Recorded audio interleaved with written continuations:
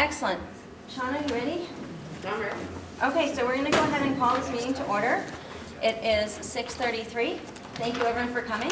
Thank you for joining us tonight. It's wonderful to have some visitors tonight.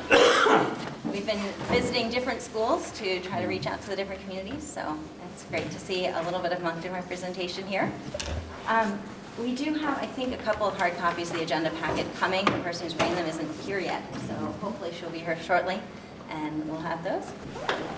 And she walks in. Oh, it's here. Awesome, more visitors. Excellent. So I want to just take a minute and review the agenda. Everyone hopefully has a copy either on paper or on their computers. We have a lot to cover tonight. As you guys have noticed, we've had pretty full agendas lately. We do have approximate times for all the different agenda items to try to keep us on track. As we did at the last meeting, this committee can decide to spend more time on a topic if that's needed. However, I do feel strongly that we need to cover the topics that are on the agenda tonight, so it will be a challenge for us to balance needing to have the time to discuss the items that we need to discuss, as well as getting through all the items on the agenda. So I'll just ask you to keep that in mind. As you remember, our goal for the meeting tonight was, our main goal was to make a decision about the governance structure. We also wanted to review the results from our survey and get updates from our different working groups. We're also going to start looking at drafting the Articles of Agreement. And if we need another chair, we can grab some. There's some chairs over there, or there's clearly lots of chairs here. Great. And Michaela, welcome. Sorry to put you on the spot as you walk in the room, but if you do have those extra hard copies from Karen, our visitors might appreciate it. Thank you. I am very thankful that you were able to get those for us and bring them here. So that's what I wanted to say about our agenda for this evening, and I'm looking forward to going over all of that. So as we get started, I'd like to move to item number 2 and ask if there's any public comment that anyone would like to share. Public comment is what we call visitors' business on this committee, so if any of our visitors have any comments or items they'd like to bring up. Thank you. Hearing none? All set? Excellent. We're ahead of schedule already. I love it. So we're going to move on. Our next item of business is to approve the minutes from March 30th and April 12th. And if you'll remember, at our last meeting, there were some concerns raised about the details included in the March 30th minutes. So what you see in your packet is the revised version of those minutes. I am happy to entertain a motion to approve those minutes. So moved. Great. Thank you, Steve Pilcher, seconded by Elin. Great. Is there any discussion? Excellent. So all those in favor, please raise your hand so we can get a count. Okay, that looks like... I just wasn't here. Okay, so that looks like, I'm sorry, let me count them. 1, 2, 3, 4, 5, 6, 7, 8, 9, 10 in favor. Any opposed? And 1 abstaining. Great, thank you very much. Moving right on. We are going to talk next about the committee work plan that follows the minutes in your packet. So we did have a lot of pages of minutes, but you can get to the page that is labeled the ACT46 Study Committee Work Plan. So I'm looking forward to some discussions and some thoughts about this, but basically, since our last meeting, I was able to meet together with Andrew and Armando and Allison. And we talked about basically what are the things that we need to do to get from where we are today to being able to have a vote on Election Day in November, which is the timeline that this committee has committed to at this point. And so what this means is that we have a lot of work to get done in the next roughly month and a half. And so to be able to achieve that, we've outlined weekly meetings. I know that is a departure from our past schedule, and I appreciate everyone's patience and flexibility with that. I know this is a really busy time of year. I know it is in my house, and I'm sure it is for many of you as well. We have a lot of things we need to get together to be able to have this vote in November. I know November feels like it's really far away to me, but because of the review cycles that are required, and you'll see those listed on the bottom part of that timeline, we really do need to have our articles and our report finalized by the end of June. and we have a lot of work to do to get to that. So what we try to do is for each of the upcoming meetings, outline what the main goal or the purpose of that meeting will be. Obviously, there will be other topics like updates from the working groups and following up on things. But really what we're trying to accomplish at each meeting to get us to the place of being able to have that, that vote in November. So, is there any discussion? Herb? Yeah, yeah, it is what it is. I see the articles are going to be very important. I think there's going to be a lot of discussion around those. And I see that most of everything looks like it's going to be happening on May the 18th, which is a date that I'm not worried about. So that's fine. People can continue, but what I would like to do so that I can, unlike, some other meetings, you miss, you've kind of lost any opportunity for any input. I'd really like to have a process so that you can offer, what you think about this stuff and have it considered, as opposed to, you say about it. So I don't know how to do that, but I just maybe some sort of solicitation. I mean, if there's going to be some draft minute articles that are going to be considered on the 18th, maybe it's really important for them to be distributed well in advance so that people actually have an opportunity to comment. Does that sound agreeable? I think that's definitely a reasonable request, absolutely. And I appreciate your interest in providing input. Nancy? I'm just curious, in line with what Herb said about what we know about everybody's availability on all of those dates. Great. So I can share that we did a doodle poll. Oh, that's right. Not everybody on the committee responded to the doodle poll. Yep. But we do have, it looks like for all of these dates, we do have a quorum. The 2 dates that had the least number of people responding that they were available is the community forum on the 9th and then on June 29th. Well, So, in light of what Herb said, I wonder if it's possible to change that May 18th date so that he can do that. So we could possibly consider that. I think that what we've found in the past is that this committee can spend a lot of time discussing what dates people are and are not available.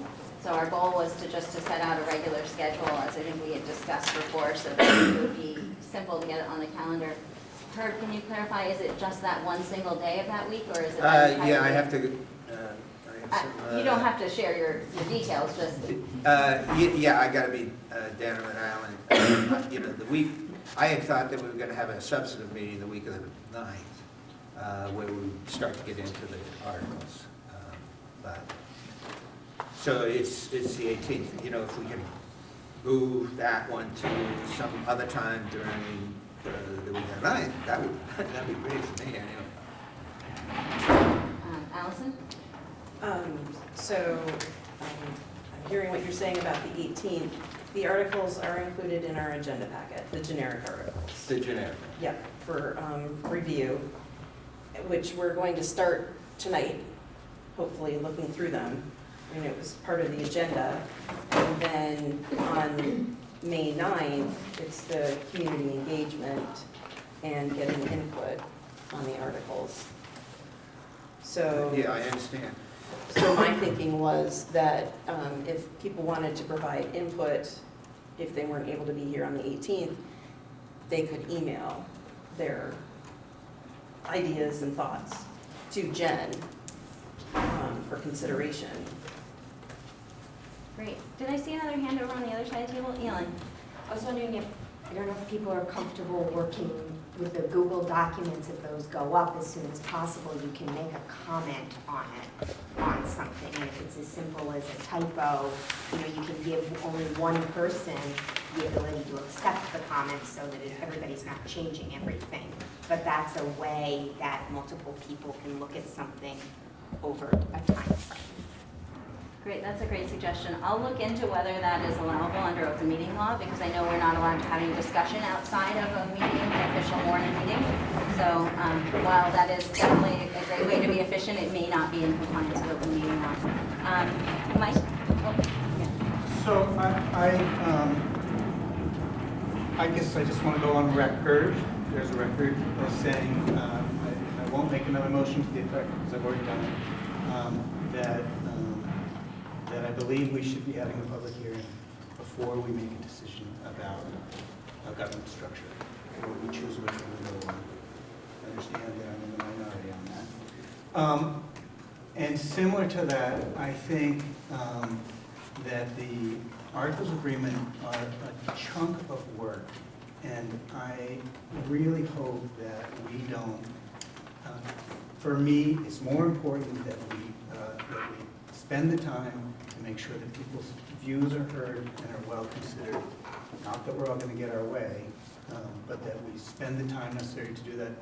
It's more important to me that occur than that we stick to the time.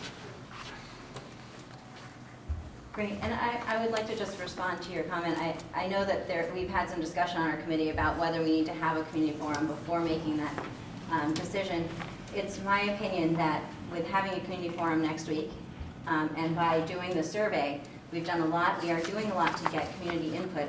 Should that community input give us an indication that we've made a decision that's incorrect? We haven't finalized anything, we haven't submitted anything, so we would still be able to work with that. But we do have a lot of input as well from the survey. So I saw a hand over here. Well, I guess I'd just like to echo what Mike, two things. I'd like to echo what Mike says about the importance of not moving too quickly on the Articles of Agreement, because they're really important, and of not even biasing ourselves toward a decision till we have the community forum. I've been to a lot of public hearings where it's called a public hearing, but a decision's already been made, and I hate to leave that impression with the public. But also, I want to say that in relation to my request for a schedule change, I think it's true that Herb is the only attorney at the table, and I think he's a valuable resource in that regard. So I hate to move on to the level of detail of the articles when he's not present. Great, and Armando, I apologize, I can't No, see you very it's well. not I'm going to bring us back to mundane. The 18th of May is the Education Recognition Awards Night at Mount 8. Oh, so we can't have a meeting that night anyhow, huh? Wednesday, the 18th, May 18th. It's also Lake Maury. I'm not here because of that. Oh. All day, till 7. It's only In an hour and a Lake half drive. Maury. We can make it back in time. Okay, so, No, but I'm just letting, I don't want to complicate things. It's just, I wanted to make that, well, I think that scheduling this number of people to be it's hard. together in one place is complicated. I would be willing to reopen the doodle poll for other days during that week. If people, and maybe I can do a straw poll, if people are willing to consider 2 meetings in the week of May 9th as an opportunity, kind of something later in that week. I know that there is a lot going on, so I know I said that already. But that is a lot to balance, but I do appreciate that it is valuable to have everyone's voice be part of that discussion. I am also hopeful that if we're able to efficiently move through our agenda tonight, that we would have already blocked about 40 minutes, I think, to spend on those articles, and should we move through our other topics more quickly, we would have even more time to get into those this evening, so that would give even more opportunity for other involvement. Any other, Andrew? And I just want to mention that looking at the schedule, which I know there may be some changes, there are a number of meetings where this committee would have a chance to look at the articles, and we might start tonight on the schedule, the 19th, the 18th, the 25th, the 1st, and until we get to the point on the schedule of June 16th where we're sending the articles and the report off to the attorney, there really is the opportunity for somebody to say, hey, I wasn't at the last meeting, can we look at this one article, I don't understand it. I know we want to be efficient, but I do think that it's worthwhile to try and move forward, even if not everyone can make every meeting. Great, Mike? So, John, just to respond, and again, I recognize I'm in the minority, so I have to just be very, it's a very different thing to go to a meeting and say, somebody has this decision for it and we want your opinion before we make it than it is to say the committee has made the decision about the governance structure and we want your opinion about it. And so that's my reasoning. So, great. Thank you, Mike, for raising that concern. I would love to discuss that when we get into discussing how we're structuring that community forum, which will be in the next item. Herb? I just consulted with my master scheduler, and it's the 25th that I'm not going to be here. Sorry for the confusion. Okay. Thank God for the master scheduler. Yeah, well, she's very important. She's my bookkeeper, too. Indeed, indeed. So I heard from the committee at the last meeting that it was difficult to have the meetings be bouncing around what day they were, and that there was a desire to have a regular schedule. And so in doing that, it does acknowledge that there will be times when people can't be there. So I will take all this under advisement, and I will put out another doodle poll, because it sounds like the May 18th is going to be difficult with several conflicts. And not you, and you'll be here, so we'll be super excited about that. We'll see if we can make some minor revisions. I do think, though, that we need to, if we want to continue to pursue a November Election Day vote, we do need to stay on this same weekly cadence to get through some of these items. Allison? Sorry. Looking at the doodle poll for the 18th, Elin and Dawn have already said they're not going to be here. We know that Herb is going to be here, and we have some people who didn't finish the poll. So, and maybe I've missed this while I'm looking for the doodle poll, but we have 9 people minus the 2, plus the people who haven't commented yet, so. Okay. I think that, well, I guess it's a question how much of a concern it is that it's conflicting with the education awards. That's not an issue, Armando? I mean, I think people might not know that that was that night when the answers were full. Right. Don? And the other thing, I mean, you don't know who is going to be nominated, so you could have an effect later on down the road. we were all Somebody is nominated. Okay, Nancy? I just wonder, I don't recall how many people expressed the view that the day of the week was important. But I would say if we should err on the side of not having it on the same day of the week, if that gives us more members of our committee, because I think all of our voices are really important. Great. So thank you for that advice. I would like to say that it is incredibly valuable to me in trying to work out what day to have the meeting if people actually do complete the doodle poll, because if you don't tell me what days you're available, I cannot factor your availability into making those decisions. So I will reopen that doodle poll, so I will not have Karen post the new dates beyond next Monday yet. But I do need to really ask you to please respond so that we know and we can try to pick the best days possible. Great. One other kind of straw poll topic, I don't think we need a discussion about this, but I would like to get a sense from the committee of whether you find it is valuable to continue rotating through the schools. We have not visited Starksboro yet. Our community forum next week is at Mount Aid for the sizing in the central location. We haven't been to Robinson yet, so I do think we would want to continue with having a meeting at Robinson. Once we have had a meeting at all of the schools, I'm open to, or I'd like to take a straw poll of whether we would like to continue rotating. I think the goal of rotating was to try to engage the community, hi, welcome, in the towns that we are going to. We haven't had a lot of community participation tonight, notwithstanding. So whether we feel that it's valuable to continue rotating through the schools, it does create more logistics as far as just making sure that we have rooms set up and all of those details with going to different schools. So can I just see like a thumbs up, how many people want to keep rotating through the schools? Okay, and I have some sideways. Do I have any thumbs down on rotating through the schools? Okay, excellent. So we will continue rotating. And, you know, I did go ahead as a Moncton representative, I did post on our Facebook and our Front Porch Forum that we were going to be meeting in Moncton, and so perhaps as we rotate through the schools, if the members from that community are interested in posting to try to make people aware, maybe that would help to bring a few more people in, because that's part of our goal in meeting in the different communities. Excellent. So if you move on to the next page in your agenda packet, we have a memo that Andrew put together, and I asked him to put this together with this topic. It talks a little bit about basically what happens after we have a vote, and since we're talking about timelines, I thought it would make sense to talk about it now. Do you want me to say anything more, or would you like to talk about it? Yeah, I'm happy to talk just for a minute. And I'm sorry, No, go ahead. would you perhaps not focus as much on the non-merging districts at this point, but more just sort of on the transition between the existing boards and the new boards, and how that works? All right, so essentially the boards that are in existence today would continue to have day-to-day responsibility for the school district up until the point of the merger. The new board is essentially taking all of the time between the election to form, to choose officers, to make policies, to present a budget for the first year that that board would be responsible for the day-to-day operation. So there's an overlap of a year and a half or so where the existing boards are continuing to operate just as they have,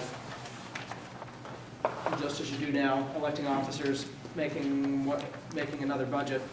That can actually be confusing to folks. If you notice here on under existing boards on March 18th, there are board member elections. That would be to fill seats until the end of June on the old boards, because they continue to operate and have all the responsibilities. If you had to make decisions, that's who would be making those. On the 1st of July, assuming that you transition it on that date, that's when the new board would take over. And essentially, the old boards are finished except for wrapping up business. Generally, that's just going to be the audit. There'll probably be some paying of some bills for a month or two.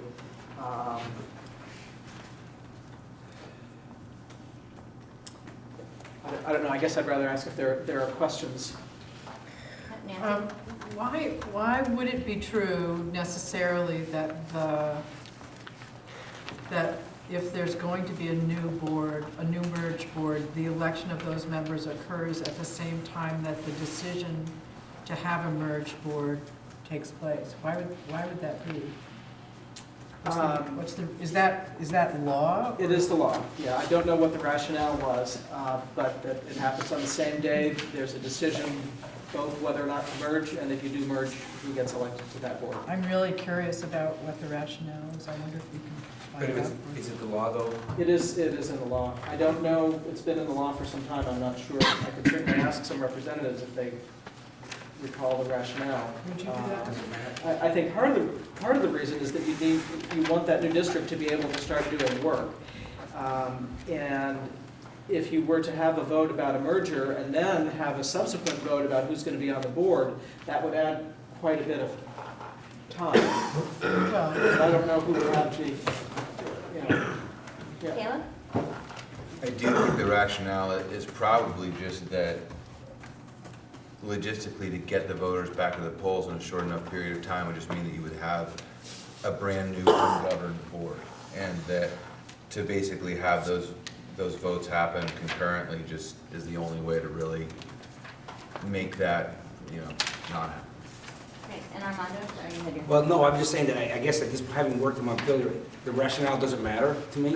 It's what the law says, quite honestly, that we have to do it. I know, but But I does don't matter to me. want Andrew to spend time, I guess, trying to figure out what the rationale was for something that was decided 2 years ago, when the law says, this is what we have to do. I think it's okay that he can find out, but ultimately, if the law says we have to do that, whatever the rationale is or is not, is meaningless to us, I think, And it's been this way for a long time. Right. So I don't know, you mean since Act 46? Actually, a long time. but much before that, much before that. What was reds and... Oh, with the reds. Oh, with the, Yep, the other. yep, Yeah. In my home district in 53. 2011, and then in 14, when we Which had statute? rights, it was the same Which situation. statute? Did you say? Sorry, we have some hands up. Elin? What did you I think it really works in our favor. I think it was confusing in Middlebury when we were voting for the old board and the new board at the same time. So for us to be voting in the board in November, and then we're voting for the regular board in March instead of voting for them on the same day. So I think that that's going to really work in our favor. It may have nothing to do with the rationale of the law, but it's a good thing for us. And then I'm curious if the old boards that are still operating for that year and a half at the same time as the new board can ask if there's if they tend to work together, like maybe one board does more community engagement, or, you know, if there's work that the old boards can ask the new boards to do things that make sense. I'm just curious. I mean, in my experience, having gone through that process, there's definitely some communication, particularly around the budget. Typically, the old boards are going to say to the new board, this is what we think. And while it's, obviously it's clear, depending on which the budget is, which board is presenting a budget to the public, the new board is certainly going to be looking to the old boards for information and guidance, and there probably is going to be some overlap in terms of board members, would be my guess.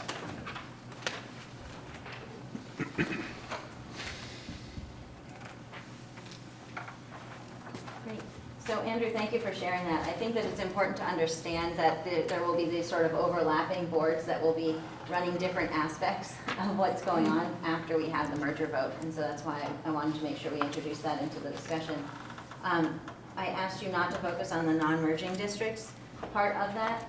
I think you included that because we are going to talk tonight about whether we'd like to consider a modified unified union clause, and that would be a little bit different in what that transition looks like. So maybe we can talk about that more when we get into the mud. Should that be of interest to people? Is that okay with everyone? When we get into the mud? We do. We're going to get deep into the mud tonight. Okay, great. So thank you everyone for your comments and consideration of the work plan. So we're going to move on next, and we're going to look at some updates from the working groups. For the update from the communication working group, I get to tell you about that, and I think hopefully the survey data is included in that nice thick packet that you guys got. It may be more towards the back. It probably doesn't flow in with the rest of the agenda because, and it's like this thick. It's like half the packet. So hopefully you all got the results. I realize that you didn't get them with a whole lot of lead time, but we wanted to wait to have as much data in the survey as possible. We had a lot of logistical challenges with the paper surveys and the mailing of the postcards. You all probably noticed that the postcards only recently arrived. There's just way more logistics than anyone considered. You didn't get one? No. I got mine over the weekend, but I can't take back. I did too. You got yours? Okay, well, anyhow, it's a long and not interesting story, but I now know more about how to get the supervisory union office to spend money on things. And unfortunately, showing up at the post office with a mailing doesn't mean that you can get it paid for and mailed out. So we have mailed out the postcards. We did see a spike in the responses after the postcards, so I do think that it helped to reach people that had not been reached in other ways. As far as I understand, we have not seen a lot of responses on the actual paper surveys.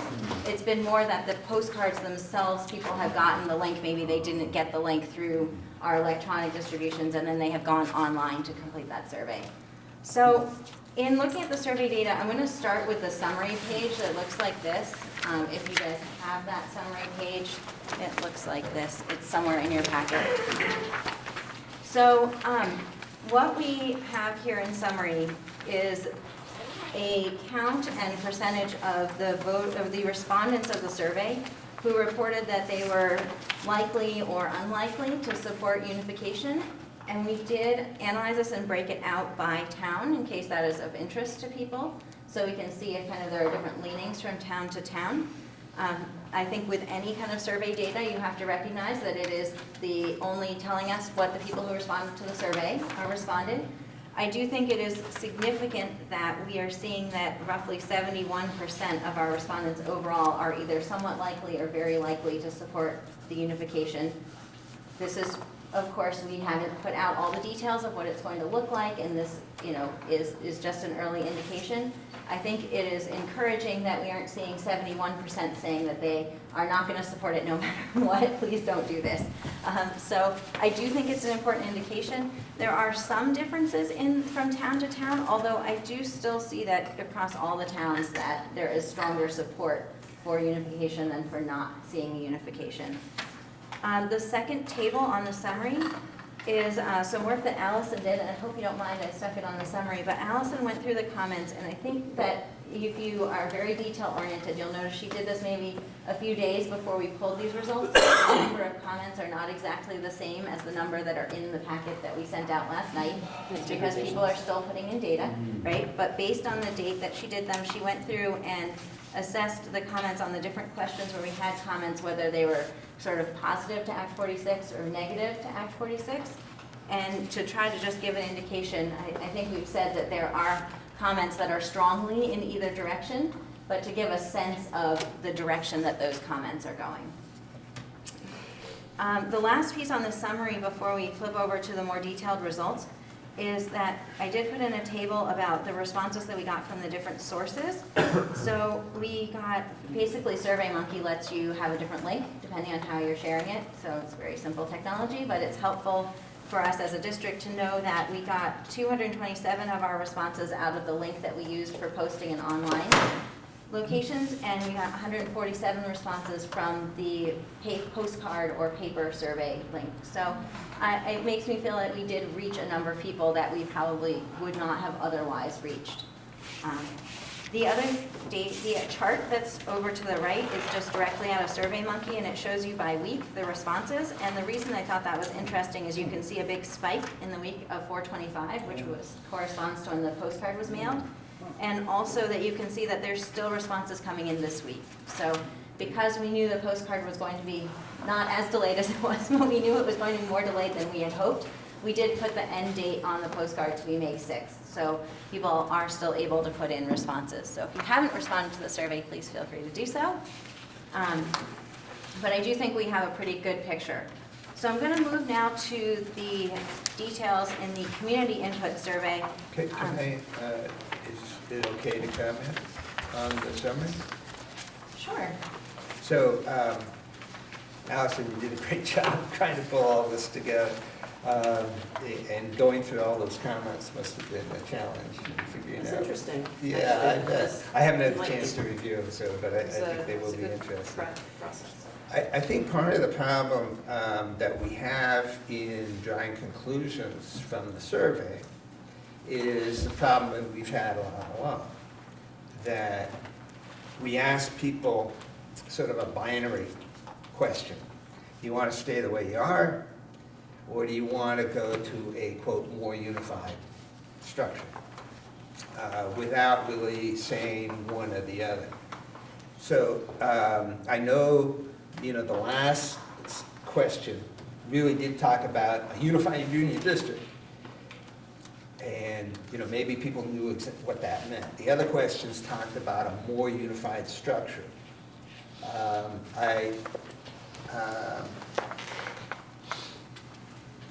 I just don't know that it's telling us a whole lot about whether folks wanted to change from the current system, whether they wanted to go whole hog with a completely centralized system, or if they wanted something in between. Great, and I definitely appreciate the concerns, right? It's sort of like a straw poll. It is what it is. That's the question that we asked. I think, to me, that's part of the reason that we're pursuing having a community forum next week, because it will allow people to be able to share dialogue and to ask questions that might be able to give a more nuanced response rather than a yes or no. I think we also have a number of other questions in the survey. So while that's the question that I chose to put on the summary, because if I summarized all the questions, it wouldn't be a summary. I provided the full detail so that we can all look through all the detail of the responses that we got, the things that people consider to be important goals, that they consider to be benefits and challenges, to be able to weigh that. I hear you, and you can only do a summary so much. My guess my point is that, you know, if we have a community forum, are people going to have an opportunity to understand that there is an alternative other than staying where we are and going to a fully unified structure, unified district? So I would love to discuss that when we get to the community forum, which is what we're going to talk about after the survey. Okay, Allison, did you have a comment about the survey? Yes, I just wanted to answer Herb's point about people not necessarily understanding more unified union versus a unified union versus an alternative, and having gone through every single response. And I want to make it clear, if there was a response that even seemed remotely like a negative, it went into a negative. So positives were positives and negatives were negatives, whether it was slightly negative or all negative. But in the comments, people knew what we were talking about. They knew what a unified structure was. All of the boards coming together, one board, one budget, and there wasn't a whole lot of confusion about the structure. And I think I'm gonna ask that we put this discussion on hold for the moment, because we've provided the full detail of all the comments and the responses so that everyone can review. Okay? I want to be able to go through this. I see that you're not happy with my asking to put this on hold. Let me go through what I'd like to That do. wasn't my point, Jennifer. So can I please finish reviewing what we have to look at here, and then I would be happy to have some discussion about it. So I'm looking now in the community input survey. I realize these don't look super different, but if you look at the top, the community input says community input, and then there is also a staff input that says that at the top. And the questions are similar but slightly different. So I think it's interesting as we look through the questions, it's really interesting to me to see the things that were of great value or of the highest responses, and then the things that got the lowest response or interest. So for the goals of Act 46, I thought that seeing that providing quality education across our schools got a really high response. That's great. I'm glad everyone's happy with that goal. I thought something that was interesting, and it's something that we talk about here on this committee, is that reducing the number of board meetings was something that was not really of interest to our community. And it makes me think that perhaps we want to talk about that. We want to think about that. Well, I think that perhaps our community, very bluntly, isn't concerned with the number of meetings. But if we're able to talk about that as far as having the superintendent be more focused on other priorities, for example, rather than spending, half of their month attending board meetings, being able to free up time for the superintendent to be more focused on other things. Maybe there are ways that is something that would be of interest if it was, perhaps in a more benefits-oriented way of explaining it. So again, there's lots of comments on the benefits. If we continue on, we asked a question about, that was the goals. The next one is about the benefits. And again, we see several of those that are pretty evenly rated, so more collaboration and knowledge sharing. The tax incentives also, and tax rate incentives and financial savings. Expanding programs and simplified administration. So those all were fairly highly rated. Choice being the low, choice between the elementary schools, one that didn't get quite as much response there. So moving on to the possible challenges. The top one there was that the new union may not actually save money or lower taxes. I think that that's definitely something that we have talked about as a committee as well. And so what is the possibility for financial savings or tax rate reductions? And I think we can certainly, we're working to collect data on that. But that's interesting that came up as a concern. But also, really, the other three that were very highly rated in that was that the central board may be less connected to my local school and its needs. The community might feel less connection with the local school, and that schools might lose flexibility in adapting to local needs. And I think that's something that we've had a lot of discussion about and a lot of concern about on our committee. So to me, that's encouraging to see that we're talking about something that our community also is concerned about. So we've already talked about the question about whether folks would support the unified union. There was also a question about how familiar people were with Act 46, and it seemed like most of our respondents considered themselves to have some knowledge of Act 46. And I do think that we got a good variety of responses across the towns, which is also encouraging. So Bristol, being the largest town, had the highest response rate, but we also saw responses from all the other communities. So that's what I wanted to share about the community input survey. So I know I've been asking you to hold your comments and questions. Nancy? I'm just curious about the response rate. I see the number of responses. If we think about the number of possible voters, or even in terms of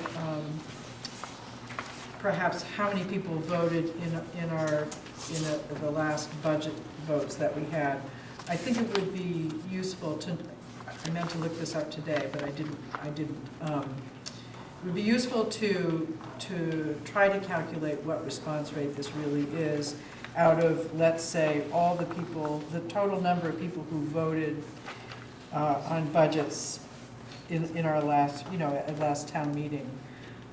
Because the rate of response that this represents has something to say about how we interpret the data. Great, I think that's a great suggestion. Is that something you would be willing to follow up for us? Do you know where I I can? actually did. Oh, you did? I did after our discussion today. Yeah. Thanks, Michaela. So, I think there were 780-ish people that voted on the Mount Abe budget this year. So that's the only number I have. I don't have the number of people that voted on individual budgets, but you could make an assumption that while they were voting, they voted on Mount Abe and their local school district budget. So this is Roughly 780-ish, yeah. That sounds 50%. That sounds really low. That's what I got at Central. I'm happy to email Karen, because I know she's got the numbers. If that's okay with you, I'm happy to. Great, Yeah. so Michaela, thank you for doing the research. Nancy, thank you for following that up, since that's an interesting question. Did I see any other hands? Just a question is, Oh, I mean, sorry. I'm worried that will the response slow down what we're doing, I guess is my question. We know that this is a low, even as much as we've sent information out. We can't make people fill out the form, so I just don't want things to slow down moving forward because people had a chance to, and still have a chance to vote. So I guess my point is, it would be interesting information. But other than interesting, again, I don't want it to stop the work that we're doing moving forward. Great, Dawn? Can I ask a clarification? What the question was how many people voted in the last budget vote? So Is, by town, by town. do you have it? I may have it. Okay. I You just don't want have to to make give sure. it, you don't have I'm to give looking it to for me mine. now, but here's my point. My point is this. When you're conducting a survey of this kind, having at least a 40%, if you get a 40% response rate of the total possible, and the number of people who actually voted isn't even the total possible, but unless you get about at least 40%, you really have to qualify your interpretation of the results. And so I'm just curious about if we're anywhere near even 40% of the number of people who voted. So let's not take time now, because we have other things on the agenda, but if I can get that from you, John, that would be great. Great, thank you guys for that, following that up. I do think that it is highly unlikely that we would get a 40% response rate. I think that's, I think unfortunately, the survey, we have done what we can to try to publicize it. We have gotten the responses that we can. We can continue to post it. We can, we're looking at other ways to offer forums on this. I think that we unfortunately need to accept that we're hearing from the people who have interest in providing their input. Allison, you've been waiting? So I have a feeling after Monday night's forum, hopefully, we can tell the people that attend, please, if you haven't filled out the survey, please do so. And maybe if we have a captive audience, we can figure out some way to get them to fill it out while they're there. That's one way. I mean, that would be great if we had 200 people show up. If we have 45 people and they all have already completed the survey, then that won't help us. And then I posted on Facebook, the Mount Abe budget passed. Yes, 2,703, no, 1,306. Hooray. So that's 4,009 votes. That's what she had. Yeah, Yeah, I have it broken too. Okay. Excellent. So, Mike? Just really want to encourage people to take some time to read the narratives. They're really interesting comments, really thoughtful comments, and I think they inform both decisions we might make today and decisions that we might make in future meetings. Great, thank you, Mike. So, keeping with time, I want to just turn your attention to the staff input survey. So, part of what happened within our communications working group was that there was a suggestion to share the community input survey with the staff, and we decided to share a slightly different version of the survey with the staff. It asks the same questions. It has one added question, which is question number 5. But it also lets us just separate sort of our taxpayers and our community from our staff. There are, if you look through the responses and the comments in the community input, there are people who indicate that they are employees of ANASU, and that's fine. I don't think that's an issue. It was just an opportunity to collect specific staff input. So that was also in your packet. And you can go through, I won't take the time to kind of talk through the highlights. Again, there's really interesting comments with that. What I want to call your attention to is that if we look at question 4, which is given what you know today about a unified structure, we have a lot of the staff who aren't sure. So more staff said yes than said no, but we have a large number that aren't sure. And if you look at question number 5, in your professional opinion, would a unified union be better for ANESU students? We again have a lot of staff who aren't sure. And so I think that's a really important indication for us that we have some work to do to work with our staff here to help people understand what this might look like and how it might be helpful and get input as well from the staff on that. Great. Nancy? And again, I just want to, I think this is about 25% of the professional and support staff. I don't know what the total number is. Armando probably does, but I think it's, is it about a quarter that we have responded? Great, thank you.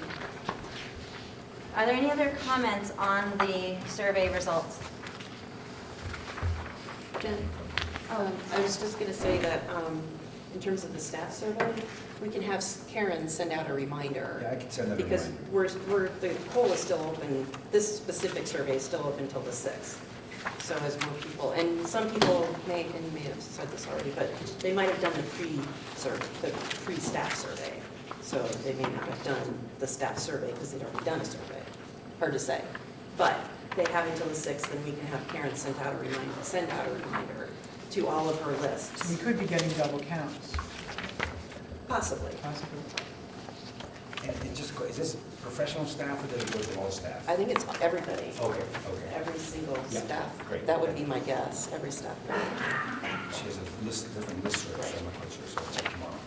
We can see. That would be great if you would check. I'll I check think that we tomorrow. asked her to send it to staff. I don't know that we specified Professional or what, all what staff? staff. Okay, I'll check on that. It went to all. It went to all? ANESU all. Okay, good. Thank you. So wonderful having folks who have answers to questions.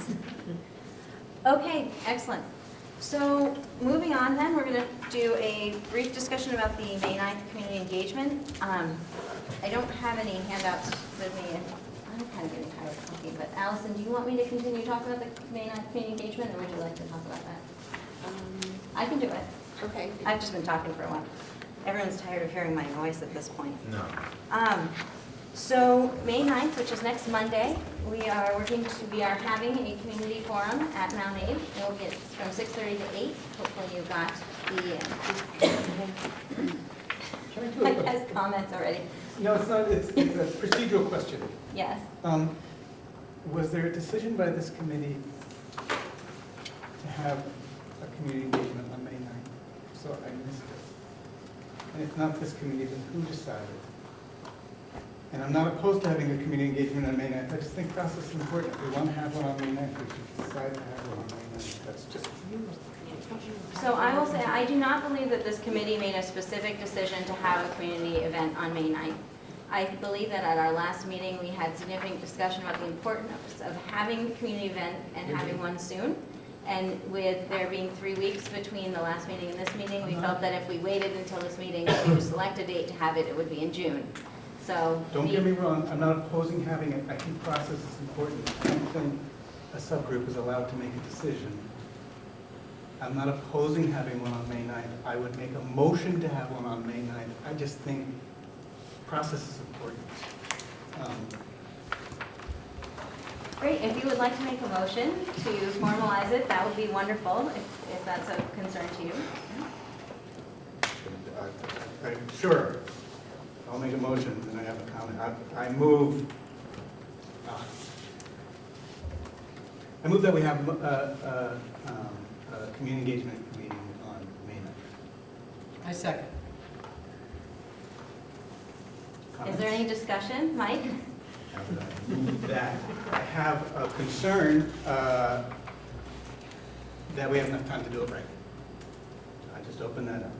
It's how many days away, and I know when I've tried to pull these off in the past, that, I've generally framed it up 2 weeks to really get the word out in all the various ways. So I'll just say that out loud. I'm the one who's moved May 9th now. But I just want to voice that. So I would like to respond that I agree that it's not optimal. I would have liked to have it announced sooner, and I will take the procedural feedback on that. I think it's not the intention to have only one community forum, but to have a community forum at this point. If you look at our work plan, we also have one tentatively in June, which would be a community forum combined with an all boards meeting. There also will be, there's required community events once the plan is approved before the vote, and there's no reason that we cannot have other community events.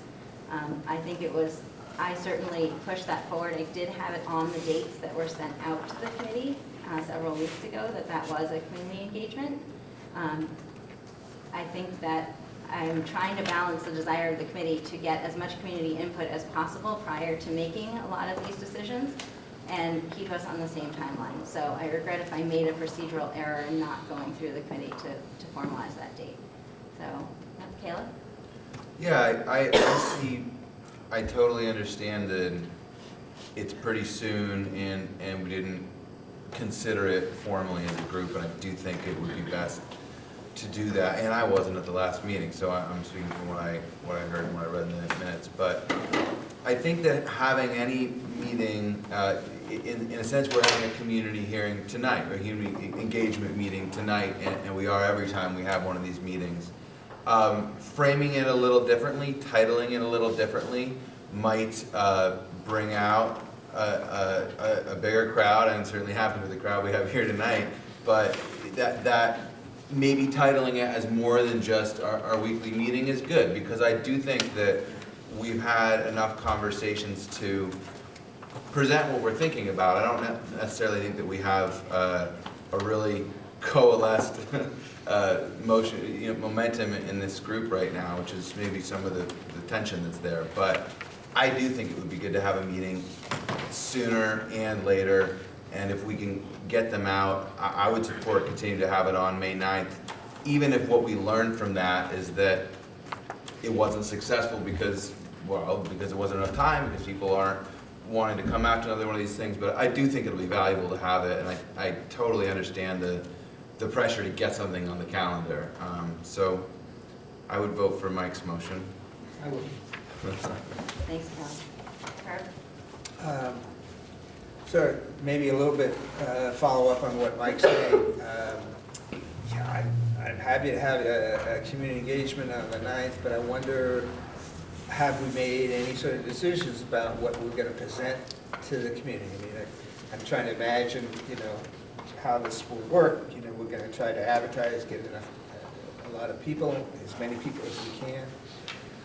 Usually, I would think when we have a committee like this and we're asking people to come in, it's not just a blank slate, you don't say, everybody come in and talk to us. It's usually something that's offered, and that's probably something that's pretty important for the committee to have input on before it's set in stone. I mean, for example, I know we're having a vote on whether to pursue an alternative proposal, but I should like to have some opportunity to present that and get some feedback from the community. And I don't know whether we're going to have time to do that between now and tonight. So what I can respond to that is that we have a draft of a presentation. The idea for the community forum is that the first 30 minutes would have a presentation by members of this committee. I have been started working with the communications working group on that. So it is something that there will be some opportunity for input for the members that choose to provide input about that. So that first 30 minutes would just basically be some background about what is Act 46, what has our committee accomplished, what have we done so far, what's some of the information we've looked at, and what are the decisions that are in front of us.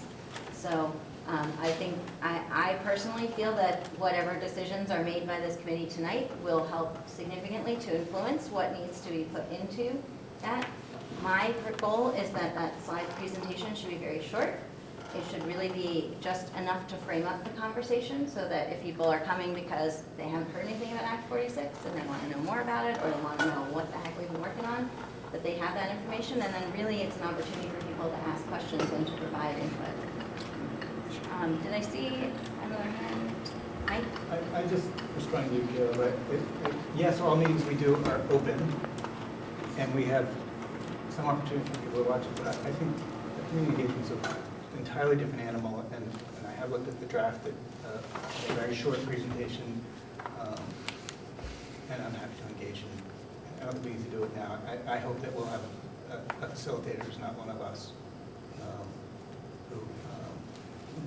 who can sort of move it along and help us have more of a dialogue with the community, not us talking to the community so much. I can do that. Excellent. Thank you, Andrew. I would throw out that, I would hope that one option is someone from our community, Nancy Annette, who I think does a really nice job. I'm sorry, I didn't. Nancy Annette. Yes, Nancy Annette would do a great job. She's involved in the school, she lives in the community, she does a great job facilitating. She's not, I don't know of any bias she has or anything she has about this. She do a professional job at it. Mike, is this a person that you have a personal contact with? Yeah, I can ask her whether she's free right now. And I think it would also be important, when we did a community engagement in Moncton, we hired a facilitator, so it would be important to understand if this is someone you're suggesting that the committee hire. That might need to be, procedurally that would need to be authorized, I think, by the committee. And part of what we learned through our mailing process is the grant that we get from the state that funds our committee is very limited in the types of things it can pay for. So for example, it cannot actually pay for mailings. So I don't know if it can pay for facilitators of community engagements or not, but we would need to look into that. So that would be important to consider anyhow, just to make sure that we had all that in order. So great. Nancy. A couple of things. Nancy Annette would also be really good at, if she's available, at formulating the questions for the discussions and designing a process for collecting the input from those discussions. My question is about whether the communications group has made a plan about advertising the May 9th date and what that plan is, if they have. And I know you guys have been working like crazy, so if you haven't, there's no shame in that, but I'm curious in relation to the motion on the table. So I've already been invited on Facebook, yeah. it has been posted. I've posted it in Moncton. I've requested others on the committee to post it in their towns. Karen has announced it through her channels. We have requested it to be included in the school newsletters for the towns that are issuing weekly newsletters. I guess some of the towns don't have weekly newsletters, but the ones that do. It's not quite as broad as hanging up flyers at the library, but if folks wanted to help with doing something like that, I would love some help making a flyer and hanging it up in other places. I recognize it is short notice at this point, but I do think that we have started putting the word out there about that date. And it would be great just have to to see- have I just have to everybody see. putting the word out to everyone that you know in the community Yeah. to try to get some more participation there. Thank you. Allison, did you have your hand up? No? All right. I'm trying to not neglect the folks on this side of the table. So I know that this is something that we could talk about for a long time. I'm going to get to you. I do want to keep in mind we have a lot of other topics on the agenda tonight, but Steve and then Mike. Well, I was just going to call the question on this particular motion, because I think that we know what we're doing with this motion, and we should just sort of clean that up. Okay. So procedurally, I have to have a vote on whether we want to call the question and then have a vote on the motion. So how many people would like to accept calling the question? Is that the right way to phrase that?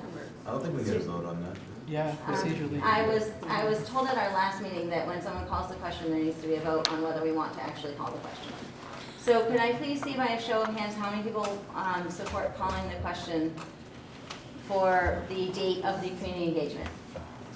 Okay, so that's 1, 2, 3, 4. Keep your hands up. Do you guys have your hands up over there?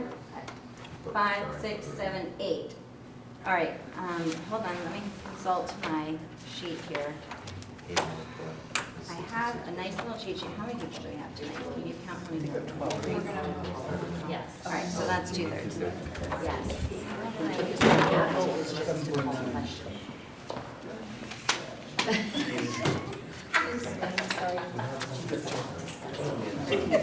I have a cheat sheet that tells me how many people is 2/3 majority. We're good. We're good. Is that 2/3? Mike's got one too, I think. Okay, These guys didn't know what they were voting on. We're good, sorry. Okay, so did we get the official vote? It was a little confusing there at the end. Uh-huh. Okay, so I'm Some sorry. people didn't know what they were voting on. Okay, Well, no, they didn't vote, but now they're voting. Yeah, I'm fine. so do we, Shauna, do you have in the minutes the official count of how many people voted yes, or do you need? No, no. Okay, so I said everyone who was Steve voting Pilcher yes. calls the question. to call the We've question. never done that. We don't vote to call the question. We don't call the question, we just end the discussion. Oh, okay, all So, right, all right. Well, Please, one more time, I'm gonna do a count of how many people would like to call the question, would like to support calling the question on the motion that's on the table. Okay, thank you guys. 1, 2, 3, 4, 5, 6, 7, 8, 9, 10. Okay, that's definitely more than 2/3. I don't know how I lost my piece of paper. 10 to 2. 10 out of 13? Yes, it's well over 2. Yes, we're good. Yep. 2/3 is our decision rule, so I think it's required for everything. So can someone, while we're doing this, do the math for me? How many out of 13 makes 2/3? I know it's less than 10. 9. 9, thank you. And you have a chart, don't you, Mike? Can you show me a chart? 8.58. I have a piece of paper, it's just somewhere, I don't know where. It was on my space before. I can't do that math. I Okay, have to- so now that we have called the question, I'm going to ask you to please vote. If you can support Mike's motion, Shauna, can you please tell us what the motion said? Mike Fisher moved to hold a community engagement meeting on May 9th, seconded by Nancy Cornell, and then there was a lot of discussion. Excellent. So please raise your hand if you agree and would like to vote yes for the motion. Excellent. Could you show that's a unanimous vote? Okay. Thank you. Can Mike? Are we still, yes, we're doing it. I have one more comment about it. Yes. I don't think it's too late to have a announcement in the Addison if it was done tomorrow. I already did that. Actually, I did it. I already did it. Excellent. Awesome. I submitted one for the calendar. It's a good thing you passed it. Good thing you So I passed said- I think it is so wonderful because no one is as smart as everyone together. So it is amazing to have everyone's help. So if you have somewhere that you like to post about events and things that are coming up, please feel free to share this as broadly as you can. Okay, Elin. It used to be that if you wanted to invite all of your friends on Facebook, it was very complicated. That's no longer true. So you can invite everybody that you know on Facebook in the Bristol, Vermont area, and that is the 5 towns. And it's just check all. And then you can invite everybody that you know on That's such an Facebook. upgrade. And you can It's a uncheck. huge upgrade. Used to have to do It's this really nice. secret That's what code and JavaScript. And I'd just add to that, you can uncheck the people who don't belong in that list. I have people who were in I did, Virgins and Forestdale, so I just unchecked a few of them. And then Okay, so Herb? Will there be an opportunity for members to offer input into the presentation that the committee is going to be making at the beginning of the community engagement meeting? So I think that's a really interesting question. The concern I have is that we need to make sure that we don't have any dialogue that occurs outside of an open meeting. At the same time, I think I certainly want to be sure that there is the opportunity for input. And those of you who are more familiar with open meeting law than me, tell me, is it acceptable for committee members to provide feedback only directly to the chair of the committee? You can do that. Yes. Yep.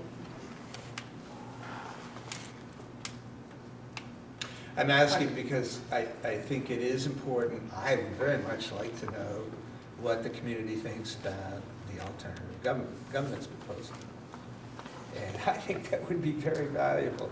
And I want to see that included somehow, even in a very condensed form, in what we're presenting to people at the outset. Okay, Caleb? I think that we will have a more interesting meeting if we get through this agenda, just because there's a lot of stuff on here, and I think this is important, but I'm looking at thinking about the time and knowing we want to keep the meeting on schedule. And number 6 is a pretty big agenda, very germane to what we're talking about, so I would just ask that maybe we could get through number 5 and then dig into this at that time.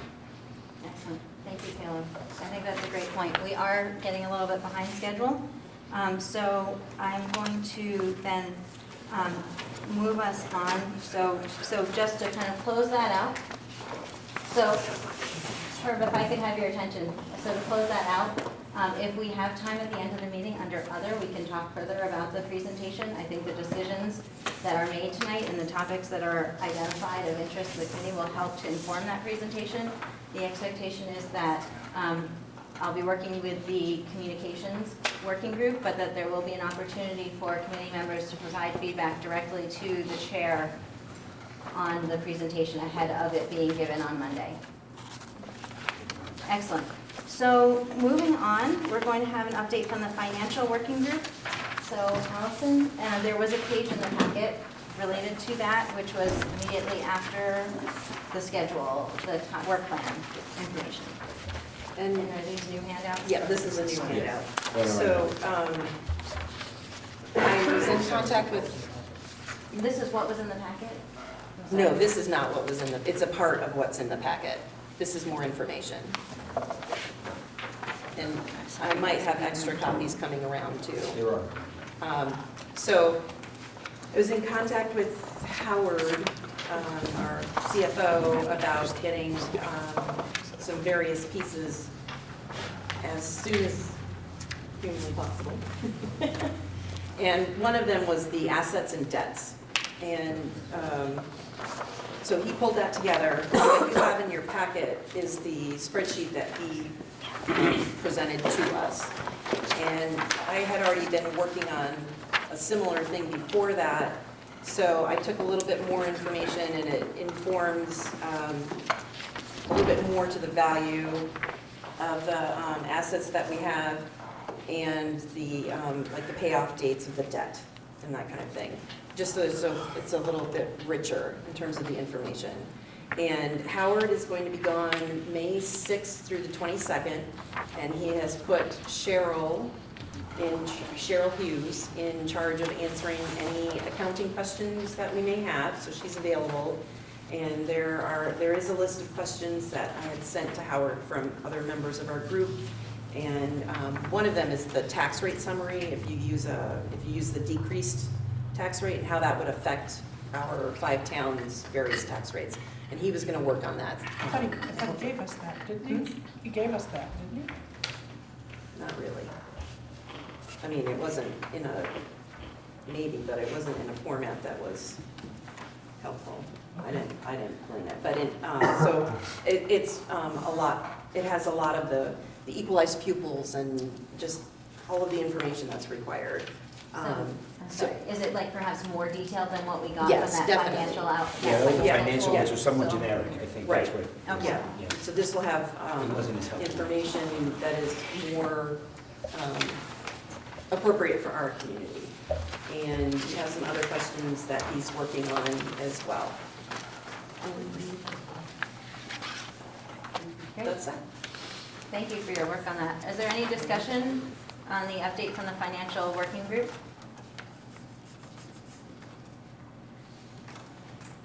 Kate? My thoughts, part of the group, I'm not as helpful as Allison is and everyone else, but my thoughts is I don't want communities, towns, people to, this is not a technical term, freak out over acquiring debt that not necessarily, I live in Bristol, we don't have any debt, you know.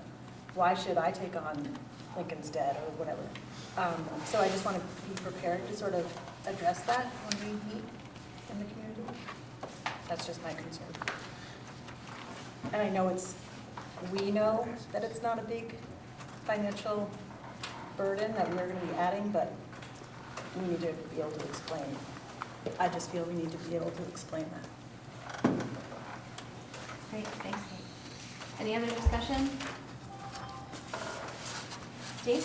Just very quickly, I do notice that the Mount Abe payoff date is 2017. That will be, after, that will be before we actually get into whatever the new governance model is going to be.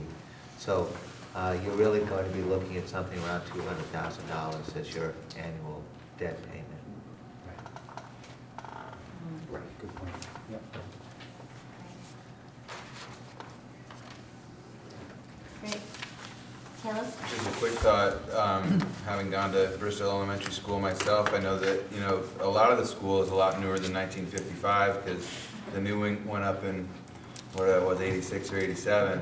The only reason I mentioned that is it might be neat to have a column in here that kind of, because of course Bristol Elementary did that major renovation a while ago, so they've paid off their debt, but it just kind of gives people some information to consider that, of course, Lincoln's debt is higher now, but you can see their financing is from 2011, Stark's was from 2008, and to just kind of maybe have a column in there that shows the last major bond that each school had, so you can kind of see the fact that, as Kate was saying, it's not something to freak out about, it's just that this is fluid over time, that all schools are on different kind of lifetimes, and to sort of just have the eye-popping column with, Right. Is really just, that's almost summarizing who's got the most recent debt more than anything else, most recent renovation. And also that, a school like Bristol Elementary School is much newer than a build date of 1955 suggests. And anybody from Bristol probably knows that, but a column or two that we might add could give a little context there.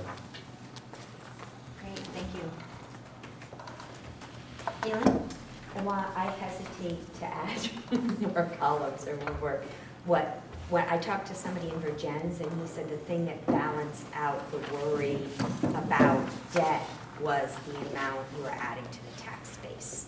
So I don't know, if you look at the list values of the towns, if that's something that belongs on here or not. It's just an idea.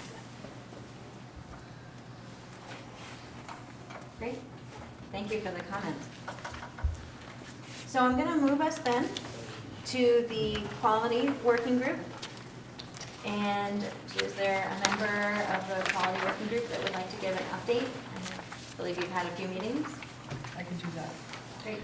Our working group has met twice, and it's really the quality and it's focusing on the education quality standards and equity, those two parts of the goals of Act 46. And the members of our working group are Ed and Michaela and Kate. And we've met twice. We've met with Katrina both times. The first time we went through the education quality standards piece by piece, and we asked the question, to what extent would merging make it more or less possible to meet these ed quality standards? We did not address the question, to what extent does our current structure enable us more or less to meet more or less these educational quality standards. We focused on the merger piece only so far.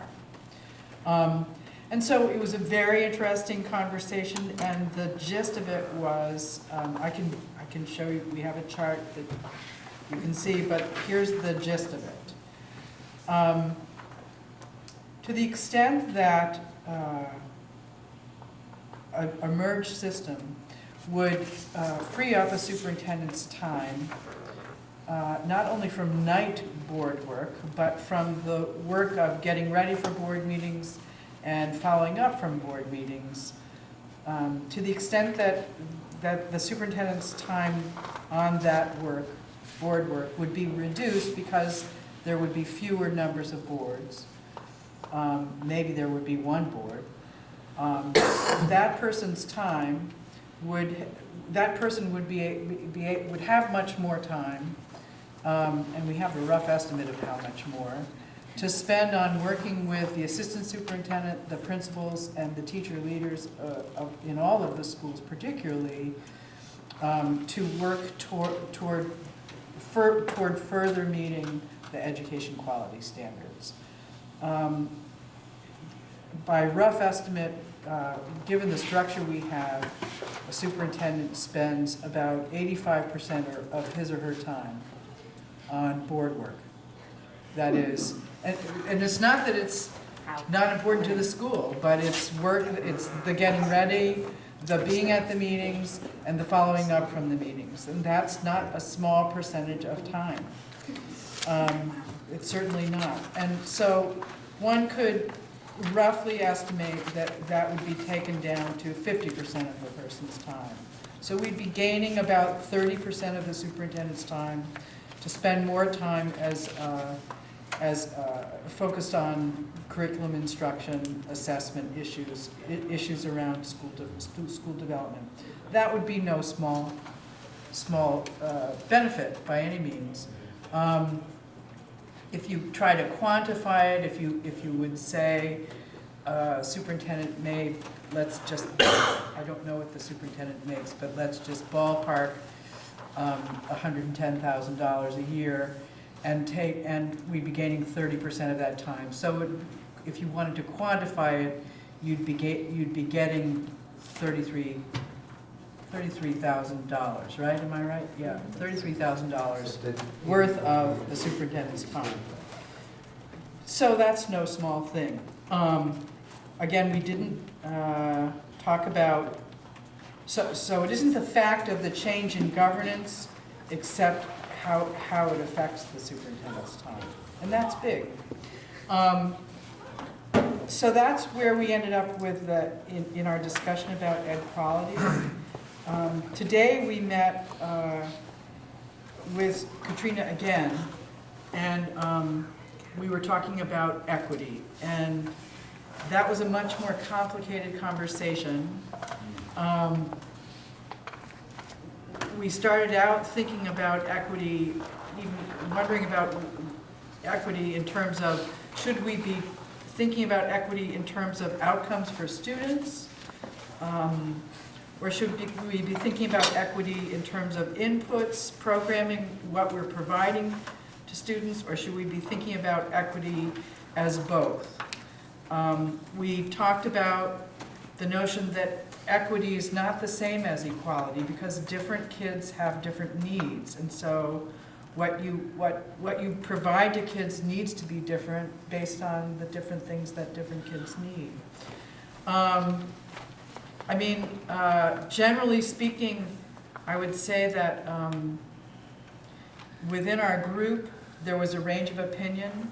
Merging may provide more equity, but not necessarily. There was a lot of conversation about it might provide more equity, but really the way it would have to do that would be to get more resources, because otherwise you're moving things around, and so it's tricky to know.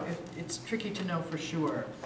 We would say that we have an all boards meeting coming up where there's going to be a presentation about the core subjects and outcomes related to core subjects, and that may give us more data about where we are right now in terms of equity of outcomes.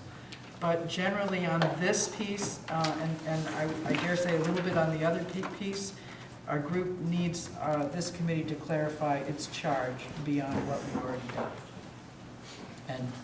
And Michaela and Kate, feel free to add if you'd like. Yeah, just, does anyone else from the committee want to add anything to that before I get to the comments and questions?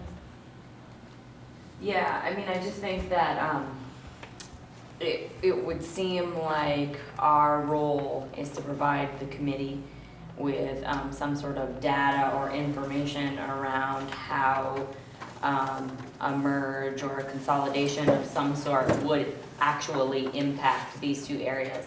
We were able to do that a little bit more easily with quality because we had a document that we could work from, and it's a little harder with equity.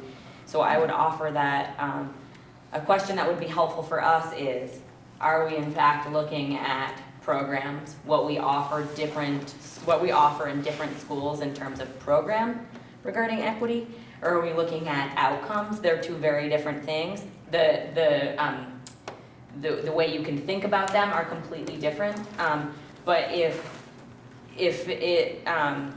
the expectation sort of was that we brought back something that this committee could sort of look at and then share out to the community, it would be helpful to have a distinction between the two, because you can certainly have healthy conversations all over the place, but it would be helpful to have a, what is it that you want us to come back with? So I really appreciate you guys tackling this. It's a big question, and I think it's an important one. So I see we have some comments, and I think we have hopefully some good perspectives too. Great, go ahead, Ellen. So last week I went to this ESSA accountability measures with Amy Fowler, I think her name is. And one of the things she said is they're not going to look at equity by schools because the numbers just aren't enough, that you really have to look at it by district. So they were saying you can't look at outcomes. Maybe you could for Bristol Elementary School, but the other schools are just too small. So you can't look at outcomes for kids with that low a number of students. Actually, that I just want to add, because you made me think of that, and Herb has pointed this out before in our group. If we're really talking about equity in this law, you really need to think beyond our 5 towns and think about equity across the whole state. I know that's not our charge, I know that's not our purview, but but it certainly is an issue in our state still. And it's too bad we can't just fix that. I think it's a great point, and I think that with these working groups, there are times when the charge isn't maybe as specific as the charge that this committee was given. I think that the goal, in my perspective, the goal of each of these working groups is to provide data to this committee that can be used eventually in our report to help us understand and to support our decision of what is the best approach for us. Right? So to me, that's where each of these working groups is trying to go, is to provide information. I think that, if I reflect on the opportunities in the communications working group, there's a million things that I wish I could be doing right now, and I can't do them all. So I need to focus on the ones that are the most relevant to what we need to accomplish. So to the extent that the working group can look beyond these 5 towns while accomplishing the data that we need, go for it, but is my sense. But before you respond, I just want to look to Allison and to Andrew. I know, Allison, you've been looking at a lot of the other reports that other areas or other districts have been preparing, and I wonder between the two of you if you have any sense of what kind of typical information about either quality or equity has been included in that analysis. So I don't know who wants to go first. I could just take sort of a general stab at that issue.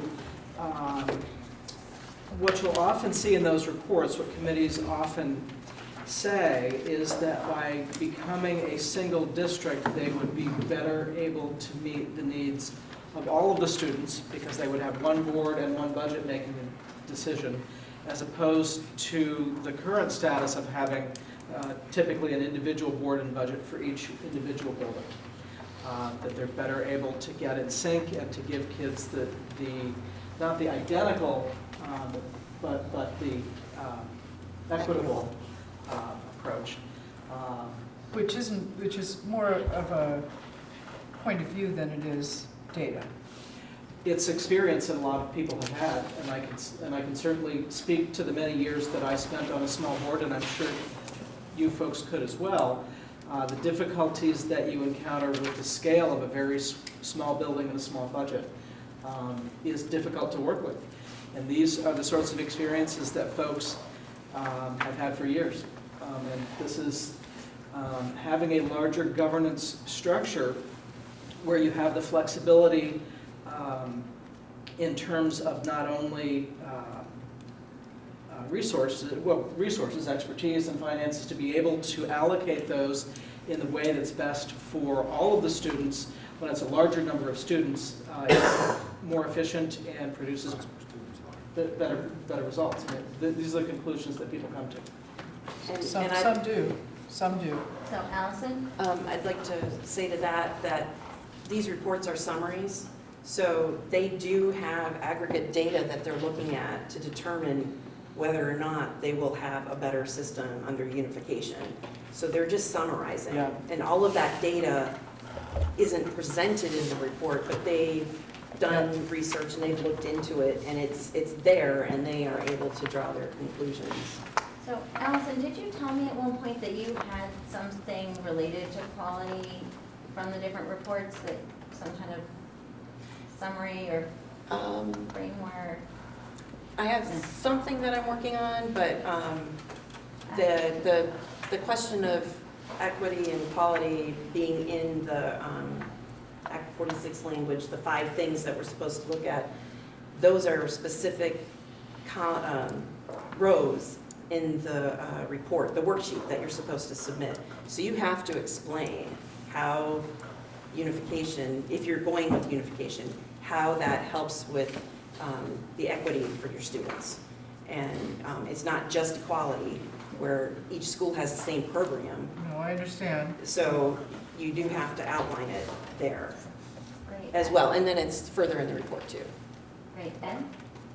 Just an observation. The Act 77 and the education quality standards are a roadmap for paradigm shift in the way learning is going to occur in the future in this state. And that it's not a coincidence to me that at the same time along comes Act 46 about the governance of schools, that they need to go hand in glove, because the superintendent's going to have the job of shepherding his charges, her charges, through these huge changes, this culture shift in the way education occurs. Like I said, I don't think it's a coincidence that they're happening at the same time. Armando? Just, I mean, from a historical perspective, when we were looking at the work, when we were first working on Act 46 and back in the regional educational district, we were looking at equity of programs. And I know that not everybody's going to have the same thing, but what we really looked at across the state was schools that are right next to each other, schools that are in the same SU, that had dramatically different opportunities and programs. That's my ESPN. Sorry. He's losing again. But that wasn't, just for a historical perspective. The Yankees, did you say the Yankees? Might be losing again. And you said you're worried about that? Okay. Just saying, but I think that was one of the things that we were looking at, was that equity of programs. Again, not to say that everybody has to have the same thing, but it was particularly across SUs or within an SU that you would have this sometimes dramatic differences in what's available to kids. And then what the dollar cost was to that. Great. So I'm going to take one more comment. Yeah. So, Michaela, you were looking for feedback, in terms of the data that you folks are looking at, you can only use the data that you have, right? Right. And I think you do have some, what do you call it? Program Program data. And you do have, some performance data.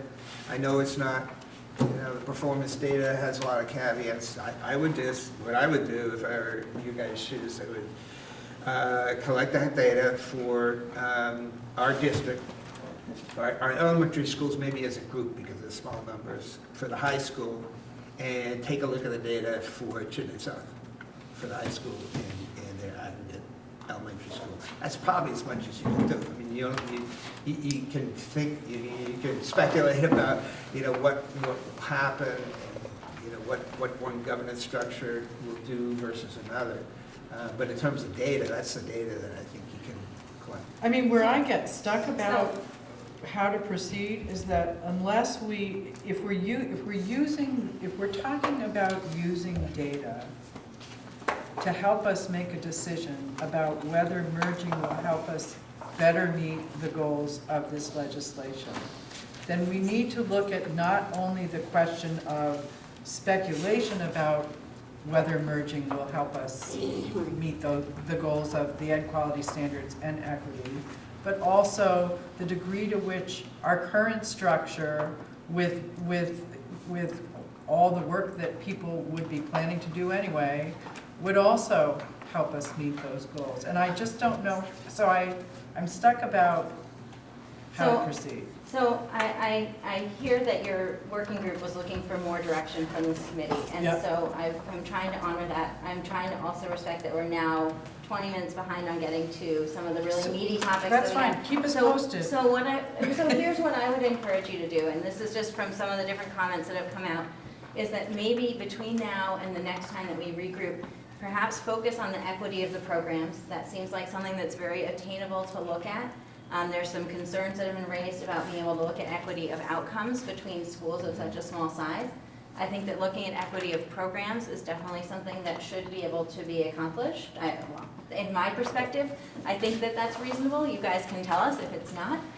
And then to the extent that you can see if there are things that you can do that are beyond that, maybe you could report back, your working group could report back.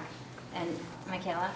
Can I just ask that, so we discussed this today a little and touched a little bit on whether or not our committee was able to do that, given the information we had, and wonder, and it was a suggestion that maybe the administrators in different buildings work on their programs and we can put something together, rather than this working group making those determinations about things that are happening in individual buildings that we might not know. So I'm requesting, and maybe I have to make a motion, that we have a little bit more than 1 week to put this together, just so we can have sort of the best, most comprehensive information to give you. Like maybe 2? I would be happy for the working group to let us know. Okay. I think that, in my opinion, this will be really important, certainly when we come to writing the report, that we'll need to have this data. I think that our committee likes to have data ahead of making decisions on it. So, our next meeting is the community forum, so it would certainly only be the next meeting after that, May 18th or other date to be determined, when we would be ready to discuss. And if you feel that you're not going to be ready for that, then let me know, and we can put it. I don't think we're going to be ready for that. To have equity of programs. Well, I guess if what you got from Katrina at that was about equity of programs and that's all you need, we already have it. Well, I think we can reach out and see, and then get back. So I'm going to challenge the working group to take this discussion to your working group and to see what you can bring back to the next meeting. Okay. Okay? Thank you so much for your work on it. It's a tough question. You have 10 I have seconds. a very specific thing. Bristol has been very lucky and we have not had to cut anything because we've had a roof problem or anything like that. I would think that there are other boards in our community that have had to cut programs or had to cut someone they didn't want to cut because there was some sort of financial issue, and that would be the kind of thing that would get evened out by being something larger. So I would think there would be specific data about things that have been cut by some of the smaller boards. Great. Thank you all so much. I really appreciate the work that's being done by the different working groups. I always like to have them at the top of the agenda, even though we always spend a long time talking about them. So I really do appreciate all the work. It's impossible for us to get everything done all together in a large group. So it's really helpful to have this work happening and being brought back. So with that being said, we're going to move on to topic number 6. As Caleb mentioned earlier, this is a good topic for us to cover. It is really important that we have time to talk about both item number 6 and item number 7 tonight, because those are both important for us to have as we go towards this community forum. So I'm going to try to split the remaining time that we have left, so give us about 25 minutes on each of those topics. So we'll just try to keep that in mind as we go through them. So as we move into talking about the governance structure, we did have some discussion about governance structure at the last meeting. We had considered 6 different structures. We did eliminate 3 out of the 6. The 3 that were probably not as likely to work for our area. We have 3 possible structures that are still under consideration. And so we wanted to start by having Andrew talk a little bit about a modified union. And so in the packet, for those of you who are following along, the section starts with this diagram that's sort of darkly shaded, and then it goes into a memo from Andrew, our consultant, about modified union. Andrew? So I hope you all had a chance to read the page-and-a-half memo that I sent out. I think that the committee has become pretty comfortable with the concept of a unified union with a single board and a single budget, and I just kind of wanted to talk through a little bit of the differences if the board ends up deciding that it's interested in considering a modified union.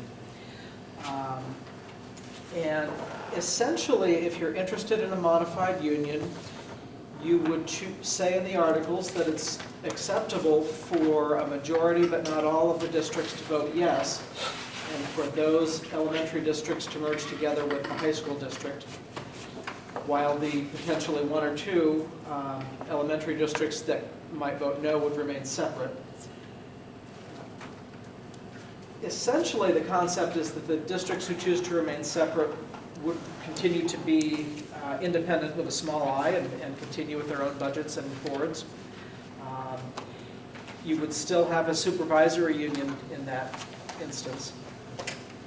I don't think I want to talk too much more because I put a lot of information in the memo, and I hope folks had a chance to answer that. So this is an opportunity for questions. Yes, Steve? I have just a very simple question. There's a threshold that we're supposed to meet in terms of pupils. I actually did a little research, but I didn't come up with numbers for all the schools. So it's not the threshold 1,100 students? I don't recall. I think, sorry. I can double check exactly the statute, but I think that your numbers are adequate. Yeah, so it's 1,100 students. Just round figures, what do we have at, and these are ADM figures, they're not FTEs or whatever it is. Equalized pupil. Whatever it is. Equalized pupil, I get. They're not equalized pupils, they're ATM. So how many kids do we really have, say, at the Bristol High School? Mount Abe? Does anybody know? 660 or something. Yeah. 660? In the 6. Yeah. So you would probably need, yeah, right. So 9 people or 7 people? I mean, 7 people. So I think, can I restate the question? So the specific question is, in a modified union, this is how I'm understanding your question, correct me if I'm wrong. In a modified union where only some of the towns unify, only the towns that unify have to meet the threshold? Is that your question, Steve? Yeah, exactly so. And it gets complicated when we're talking about what numbers you need to meet. Are you talking about in terms of receiving the incentives? Sure. Or, because as long as you're merging 4 districts with, I don't have the exact numbers off the top of my head, but when I looked at it before and I looked at your enrollment numbers, I have higher numbers from the AOE website. I had 706 at Mount Abe. Okay. So, I think that's actually right. I was able to get Mount Abe, and I thought 706 was correct for Mount.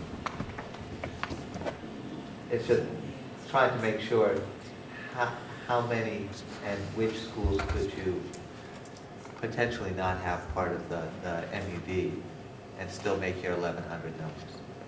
Right, and so can you follow up and clarify that for us at the next meeting? I will, yes. Great, thank you. You have that question noted? Great, thank you. Sarah? Another follow-up about a non-merging district, or does that non-merging district's community get to vote on the merged district's budget? Yes. Okay. So the community that does not merge votes on two budgets. They vote on their budget for their elementary school. They also vote on the budget that includes their high school students, which includes high school students from all of the communities, and that budget also includes elementary students from the cost for the elementary students of the districts that have merged. Is that clear?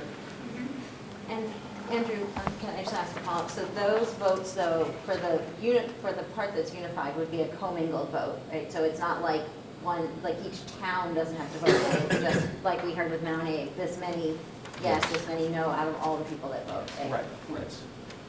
I think I saw Caleb, and then I definitely see you over there. Just following kind of up on that, so I'm imagining let's just say we have the vote for a modified union and 3 of the towns say yes, and somehow there's enough students for those 3 to fit the requirements. In that case, wouldn't the district that was formerly the high school district change in some sense because it becomes pre-K through 12 for the 3 towns that merge, but for the 2 towns that don't, how can the high school be part, like what part of the high school, because they used to have a 7 through 12, the towns that didn't merge, used to have a 7 through 12 high school, right? But now that 7 through 12 high school has become a pre-K through 12 high school for the other 3 towns, so how does one of the towns, I see how it works with their elementary district, but I'm confused about how it could possibly be. Because it seems like you're dismantling what would have previously been the 5-town high school, 7 through 12. Is that right? No, you've still got 3 elementary schools. Andrew has the floor. Schools and a Andrew has the floor right now. So the MUDs are messy, and it can be difficult to get your head around some of these concepts. But you're changing the governance, and so there is a change in a sense. There's a change in the communities who don't merge in the sense that their students are now going to a district that has been formed of the merger of the existing high school district with the other elementary districts, if that's what you're saying. I'm not entirely sure I followed your question, because after the merger, the students should have essentially the same experience, although obviously going forward, a new board, there will be changes. But the educational track, if you will, for the student would still attend the elementary school and then would still be part of the Mount Abraham, modified union district or whatever it's called. And that district would be responsible for providing them with education in grades 7 through 12. Did that answer your question? Kind of, yeah. I mean, so. Do you want me to? Yeah, I'm looking at the chart. It doesn't really make sense to me, no. But that's okay. I'll keep thinking. We'll come about back to you, because I think you're going to have a follow-up when you're ready. Sheila? So we'll pick on Huntington. So to me, the beauty of this would be that there would not be a union, an ANSU, a supervisory union board. That's why one would want to do that. So if one school splits off and doesn't want to do it, say for example Huntington, is it possible for the rest of the town to say, we don't want to do this? I'm just curious. Could the rest of Huntington's district tell Huntington, no, we don't want to share our superintendent with you. You can tuition your students in, or I'm just curious. I think ultimately the secretary, and I could be wrong, ultimately the secretary determines which districts are in which supervisory unit. Is that correct? But in this case, I don't think that, I mean, I think Huntington would still be part of it, yet there would still be an SU board at Yes. that point. Yes. Which So there would you be. can't, the other towns can't say, we don't want to be part of No. an SU. No. We merged, we want to be us. We Because want they're to still make. sending their kids to Mount Mansfield Union High School. So we can't kick Huntington out, Right. if Can't kick that's the Huntington, question that right. you're Yes, asking. that's my Right. question. You can't say, we don't like you anymore, go away. That's Right. not, You can that's tuition not an your option. students It's also in. not true, Okay. but you're right, that's not an option. Okay, great. I saw Mike and then Nancy. I'm just going back to Kayla's question. I'm just wondering whether an articulation of your question is, how do the costs get attributed? Yes. For the now high school kids, middle and high school kids going to the union? From towns 4 and 5 in this diagram, yeah, it's sort of how do the costs get attributed, but also do people in towns 4 and 5, is there essentially any governance whatsoever, representation on the board? Because you gave an example at the end of your memo that I didn't know if it was a real example, but it was about Huntington, where it said example, well, there's a preview up higher in our enclosure, let me find it. But anyway, it was an example where I think it had to do with not knowing whether you're running for a new board when we have the concurrent vote on this new model and election of officers for the would-be new unified district. You had an example where the chair of the Huntington board ran and was both elected to be the chair of the elementary district and the chair of the new modified district, and chose to be the chair of the modified district because he couldn't be the chair of both. You know what I'm talking about? It's at the end of your letter here. And that struck me as odd because it's like, well, that's a real example, and maybe it wasn't, but if it's a real example, then you've got a town, Huntington, that decides not to be part of a modified district, and yet a person from Huntington is the chair of that new modified district, of which his town is not a member. I'm pretty sure that's what this example says. Let me. I might have confused the language, but he is not chair of the modified union board. He's not an officer on the board. So here's the situation. If there is a modified union board, it would likely have the same sort of representation as you have on your Mount A board now. So if you wanted to, you could be on both boards, right? You could run for your elementary school board, and you could also run on the Mount Abraham board. This is essentially what happened to this gentleman from Huntington, and he said, I don't want to be on both boards. That was his personal decision because he wanted to be on the merged board. So the representation on the modified union board that covers the high school as well as some elementaries is going to include members from all 5 towns, probably in similar numbers as it does now on the current Mount A board. Regardless of whether those towns choose to join. Yes. That seems very weird. Nancy, who's waiting for Part turn? of what Andrew was saying is that people in the non-merged towns who sit on the MUD board would typically recuse themselves from decisions that the board is making about the elementary schools in the MUD. Does that make sense? And if I understand correctly, there's also, so in this model, where 3 towns said yes and 2 towns said no, there are 4 boards. There's a MUD board, there's a board for each of the 2 towns that said no, and there's a supervisory union board. So on this diagram. Yes. So it's 3 less boards than we have now. So, And just a minute, that was on page 14, the bottom of page 14 of our enclosure is what I was referring to, in case anybody wanted to read that. so I'm going to just give my 10-second summary, and then I'm going to continue in comments. But in my perspective, basically, the MUD is messy. I mean, it makes things a lot more complicated compared to going straight unified union. The benefit is that if we do a unified union vote and 1 town votes no, then we're back to the drawing board and we start over. If we do a unified union with a MUD option and 1 town votes no, everyone else can still merge. You still have this sort of messy governance that isn't as great as it could be, but you don't have to start over. So to me, that's, there's a lot more to it, but that's kind of what this committee has to weigh. Right? Sarah, you were waiting? I just wanted to add in that I did a little bit of research with Andrew, and that if you have debt and you don't merge, the whole group does not take on your debt. You would maintain your own debt.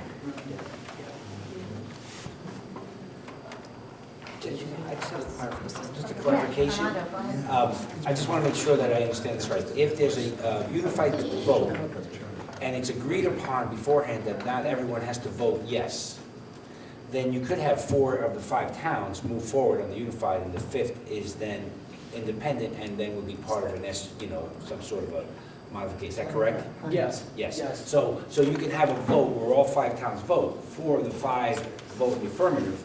The 5th town can stay independent, but would still be part of an SU board, because you'd still have to have an SU board, because it's still a supervisory union, which is back to Elin, your example. You can't kick poor little Huntington, let's use Huntington as an example. You can't kick Huntington out because they voted no, but they're still part of the supervisory union, so the superintendent would still oversee, and special ed coordinator, all the other folks would still oversee their portion of things, but they would be an SU, not part of the district. Is that?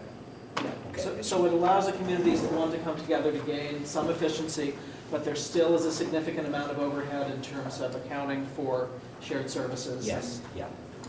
And so forth. Great, Nancy? Did you have? Well, I'm just thinking that in the alternate structure we've been looking at, there isn't a supervisory union board. There's the supervisory union board with the high school and the towns that decide to be in. And that's all one thing, and then there's any town that decided not to be in. What would their status be? What would their, what? What, the town that didn't, Yeah, what's their status? it's the same kind of status as Huntington. as Huntington, yes. Except that, So how is it different? well, one thing that's different is that there isn't a separate supervisory union board. It's all, there's one board for everyone except the towns that vote no. And it seems to me that we would need to get some legal perspective on that, because I don't know how you could have an elementary school that high school students go to a school that there's no representation. Like right now, we have a supervisory union for all of those shared services. So if they're having shared services, there's, I don't understand. We would need perspective on how that governance could work and be legally compliant. Well, and I think, the perspective that Representative Sharp has offered in his letter indicates that, that they're very open to helping us work out any parts of anything we might propose that need any legislative changes. I mean, the alternate structure we've been looking at is not a finished product. It's a concept that would need this group's work. Great, so my intention in structuring the agenda was that we were going to make a decision around modified union, make a decision about unified union, and talk about the alternate. They are, somewhat mingled together. We need to reach a point of making a decision about what structure we want to move forward. I think that, so Nancy mentioned the letter that was handed out at the beginning of the meeting, so I think that you guys got a copy as well. So if I can just say that we have a letter here from Representative Sharp, who is the chair of the House Education Committee and helped to draft Act 46, who is not a lawyer, but is a representative and is quite knowledgeable about Act 46, and it indicates willingness to try to be flexible to different ideas that different communities would like to put forward. That is my personal paraphrasing of what is in the letter. You all have the letter in front of you, so you can feel free to paraphrase it as you would like and read it in detail. Also included in the packet is some information that was emailed out. We wanted to get it out to you as soon as we had it. We did get 2 different perspectives from Donna Russo-Savage, who is the legal counsel on school governance, and that's not her full official title, but if you go and read any of the legal briefs on the AOE website about Act 46, they're written by her. And we also got a perspective from Nicole Mace, and I would paraphrase both of those to say that they both had concerns about whether the details of the alternate proposal that was in front of this committee were actually in compliance with the law. So with that being said, I think we can debate that. I hear Nancy saying that there is, that if this committee wanted to pursue that alternate structure, that there would be ways to work on aspects that may not currently be legal. It is my opinion that the next step, should we decide to go forward with that, is that we would immediately begin to need to retain some legal counsel to start working with us on what is actually legal and what aspects of it would need to be changed. So I think we have enough reason for concern at this point to think that we need that expert advice, should we decide to move forward with that. Yes, Herb? Well, we're taking things out. I've been trying to be very quiet because I thought at some point I was going to have an opportunity to explain the alternative governance proposal. But now we've sort of jumped into, well, it's not lawful, et cetera, et cetera. So I guess I'd like to have an opportunity to talk. I mean, the motion, we decided last meeting that we'd have one more opportunity to discuss this. And I just think we're getting the cart before the horse again. Do you have new information to present? Because I think we've all seen the proposal. We discussed it at length at the last meeting. So do you have new information to introduce about it? You have two admittedly cursory statements by a couple of lawyers in Montpelier who say they have questions about it. They could not provided any citation, any analysis for why this can't be done. I did provide some legal analysis. I don't think that anybody has commented on that. If it's really just down to, well, we got two lawyers who sent emails saying that this is going to be a challenge, therefore we shouldn't consider it. I don't know what we're doing here. I thought we were going to have a discussion of, a continued discussion of the alternative governance proposal, and I think you're preempting that discussion by saying, well, it's not legal. I think, Herb, my intention was to introduce the information that was provided to the committee. And I believe that we have discussed the different pieces of information that have been provided to the committee. So in this section of the agenda, the goal of our group and our main goal for our meeting this week is to make a decision about a governance structure. So we are entertaining discussion from members of the committee related to making that decision. When is it appropriate to try again to explain what this proposal is and why I think it should be pursued? I just don't know the timing of it. I was So waiting. I think that we are in that section of the agenda. So if you would like to raise your hand, we have Mike waiting over here. So Mike. Okay, so Herb. If Mike was up there first, he gets first. No, go ahead. Go ahead. So I'll just frame this a little bit. I did spend a little time talking with Dave about the dynamic that we have with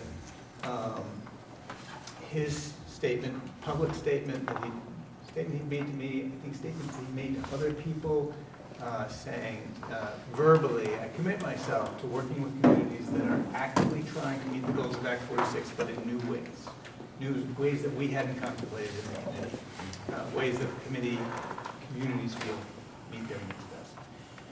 And I said, Dave, there's conflicts in the law. There's places where you say, yes, find new ways, alternative ways to meet the goals of Act 46, but then there's other places in the law that make it harder for us to do that. And so he had said to me, I will work to make sure to deal with those inconsistencies in the law. And so I asked him to put it on paper, and he readily did so.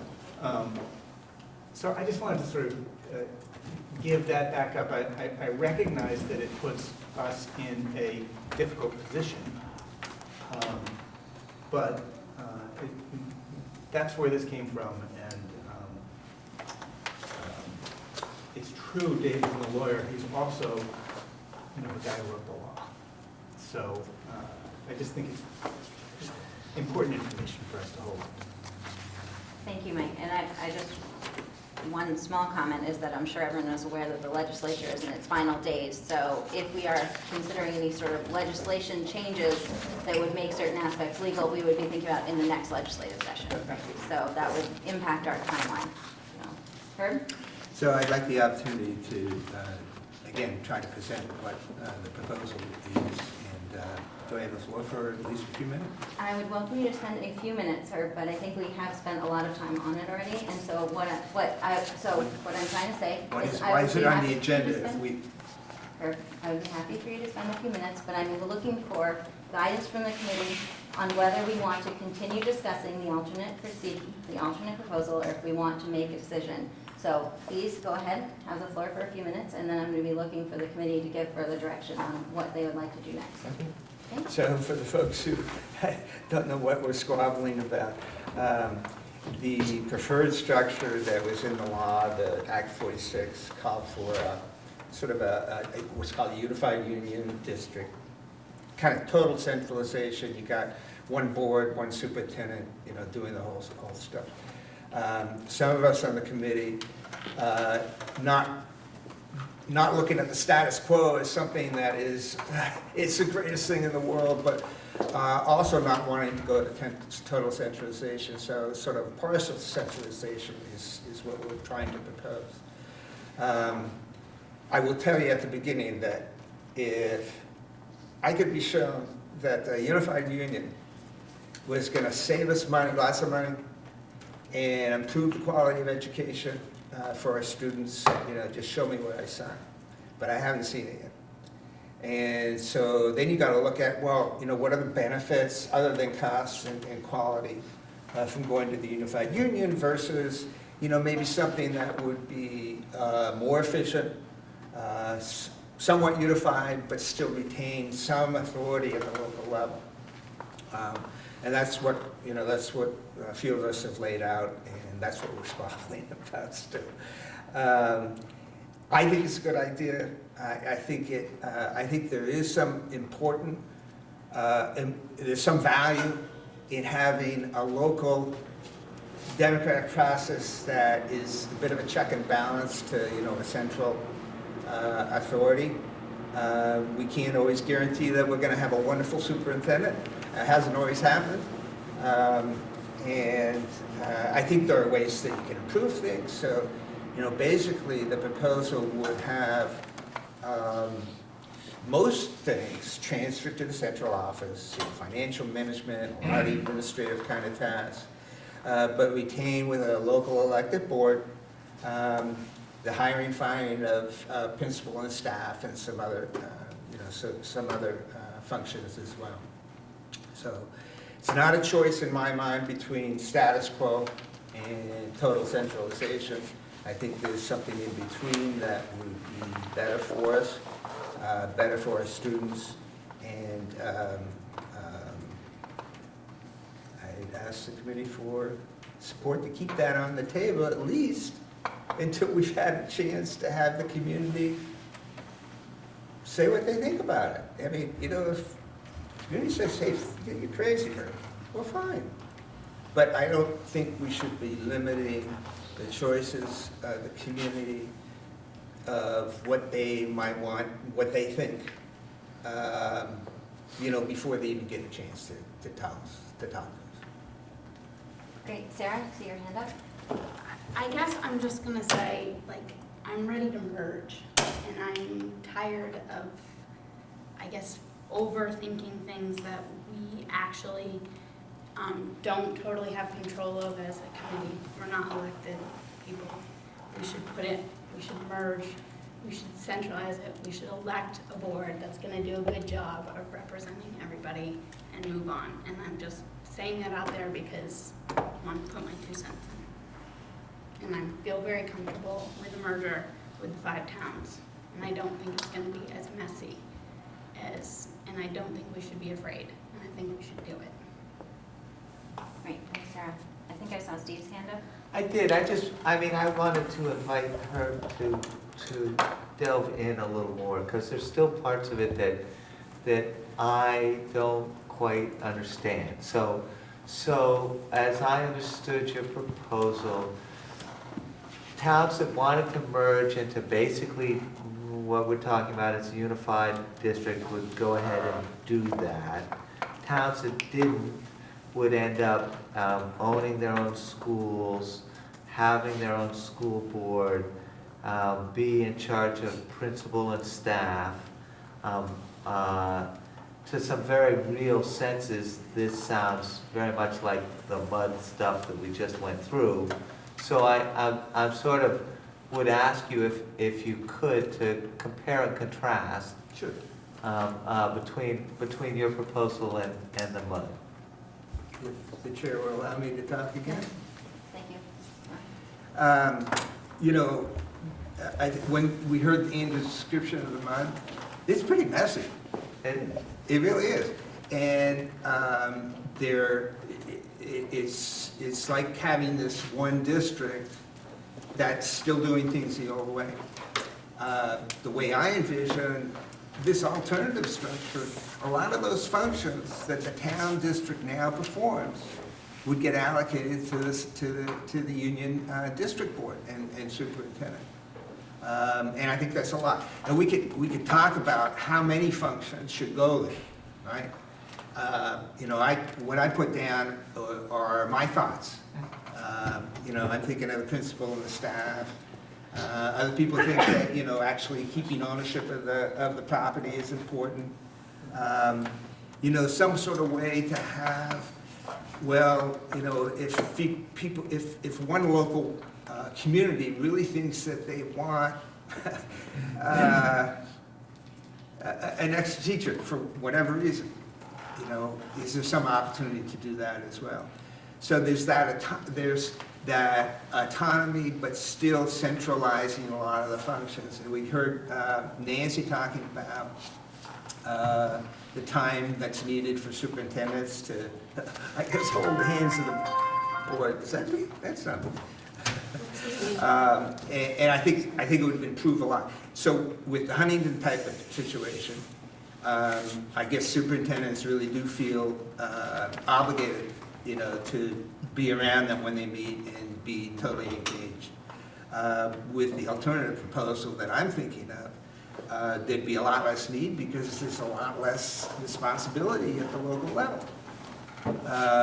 And what responsibility there is at the local level, I think I can't imagine you couldn't figure out some way to have the principal, you know, acting on behalf of the you know, the supervisor, the superintendent, to take, so that they wouldn't have to go out to as many meetings and prepare for meetings and react to meetings like that. So I think there's a lot of difference between what we're proposing and what the sort of mud outside district would be. Great, thank you. Armando, did you have your hand up? Well, I wanted to respond to a couple, if it's okay, to just respond. I don't want to make a principal a mini superintendent. I think that's not the role of the principal. And I think what you're describing, that is what you're making them. Because of I just heard you say, the principal would act in the capacity of the board in communicating with the superintendent. So I think that's, a principal is an educational leader, not an administrative person. That's what I heard. That's how I interpret it. Okay. And I also think that a superintendent would feel obligated to go to the meetings because decisions could be made that will have an impact or something that he or she would then have to do. Are they legal? Are they appropriate? I mean, you know, I could give my opinion on this, and I'm not going to give my opinion on it. I just think that this becomes another very cumbersome model that would require a superintendent to attend the meetings. So, and the central office to still put together multiple budgets. And as far as putting together more services, the only service really right now that I think is the next step would be maintenance and custodial. And then everything else, pretty much, transportation, special education, food service, finances, are already under that. I also have concerns about who then is overseeing the principal. Is the school board overseeing the principal or the superintendent overseeing the principal? Because if it's a school board, particularly school boards of 3 people, nothing against anybody here, can become messy. So I think that, honestly, this model would be almost the antithesis of what Act 46 is looking at, quite honestly. We all have our opinion, you have your opinion. Yeah, I know. And I have my opinion, having had this job and doing this job, I know what I'm talking about from a practical application. So, okay, just because we disagree doesn't mean that you're not right in your opinion, but from a practical perspective, I don't think this is the way that this committee should be moving forward. So, thank you, and I know we could discuss this for a long time. What I would like to do at this point, we have 17 minutes left in our scheduled meeting. We absolutely need to spend at least a few minutes starting to think about articles. So I would like to ask the committee if we are ready to make a decision on a structure, or if we need to defer making a decision on a structure to a future meeting. So I am willing to entertain a motion from any members of the committee, one way or the other, on that. I would move that we. Hold on, sorry, I see Ed's hand up. I moved for the model of the UU. So you are moving to select the model of the unified union to pursue? Do we have a second? Okay, seconded by Dawn. Is there any discussion? Okay, there's lots of discussion. I'm going to ask you to limit your comments to 15 seconds or less, please, Mike. Sorry, I don't think I can do that. Well, then I can't let you guys go home at 9. I mean, I don't know. I'll stay. Look, I can read the group. I would have more comments about the advantages, or the way I see it differently than the way Armando described it.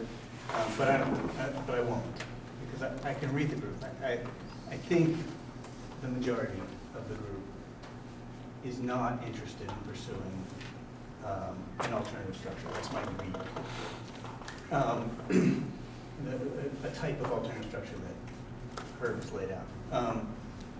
But I gotta understand where the committee is going, or where the majority of the committee is going. And so I don't know how to do it in any other way.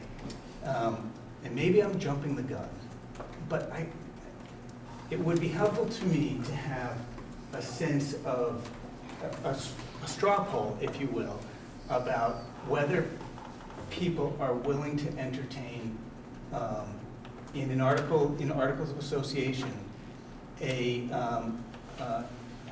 empowering communities to have elected councils that would make recommendations to the unified board about things like hiring the principal or firing the principal or recommending the budget. I think that's a great question, Mike, and I think that that would be something that we could definitely delve into as we start talking about the articles. Because I don't think that being able to do that defines our choice of a structure. Yeah, but if the majority of the committee is not willing to entertain such a thing, it changes the decision that we're in right now. It would help me to have a sense of where people are going. And so maybe my question is too complex and it's too difficult to do. But I guess I could use some guidance about that. Do you mean like just a yes, maybe no vote? I'm asking whether people are willing to entertain such a thing. I'm not asking people to commit themselves. All right, so we have a motion on the floor, so I'm just going to reflect on this. I'm going to let Nancy say what she'd like to say, and Steve's got his hand up as well. And I'm reflecting on how we might be able to do that. Yeah. I guess I just want to say that I too,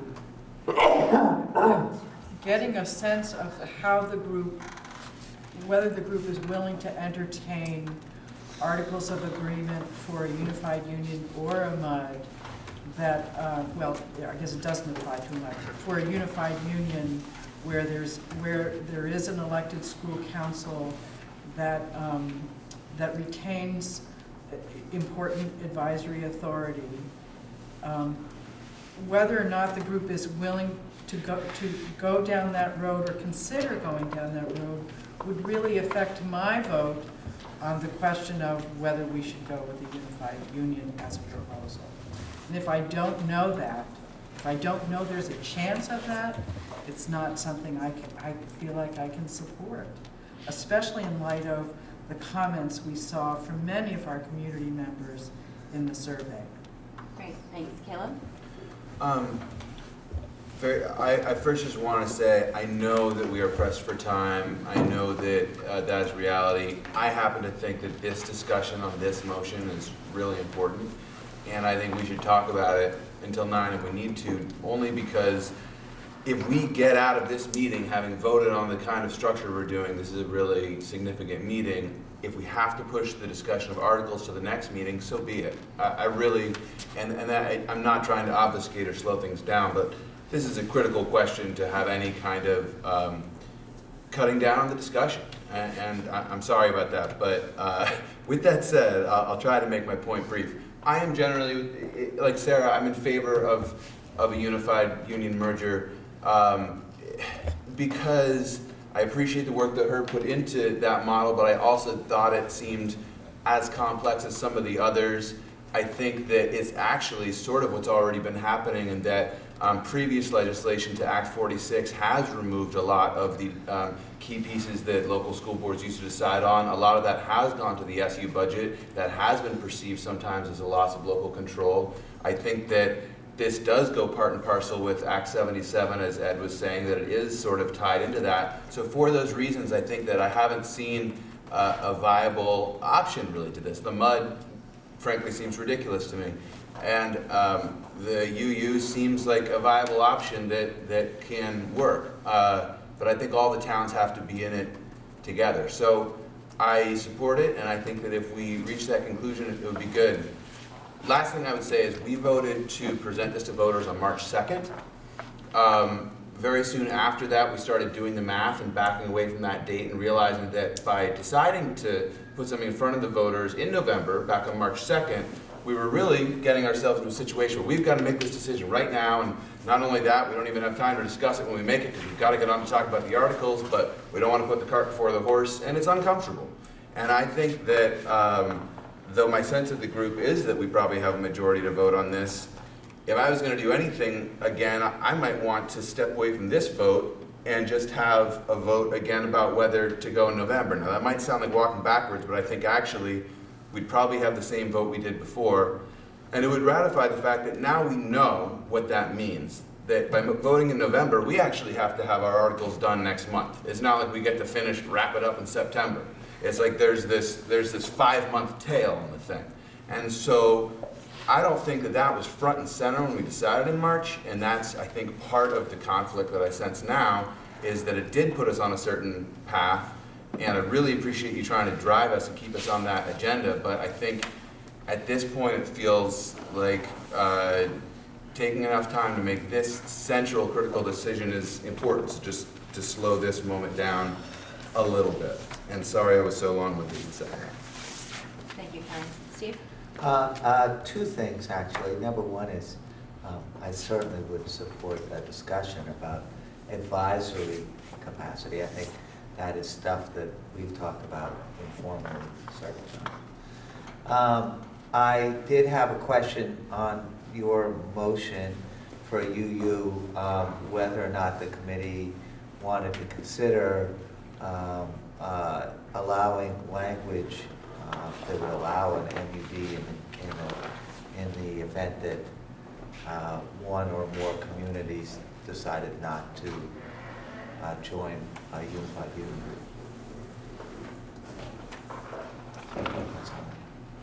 I guess, Ed, since you made the motion, do you want to No, clarify that? I or you have wouldn't a different contemplate a comment? MUD at all.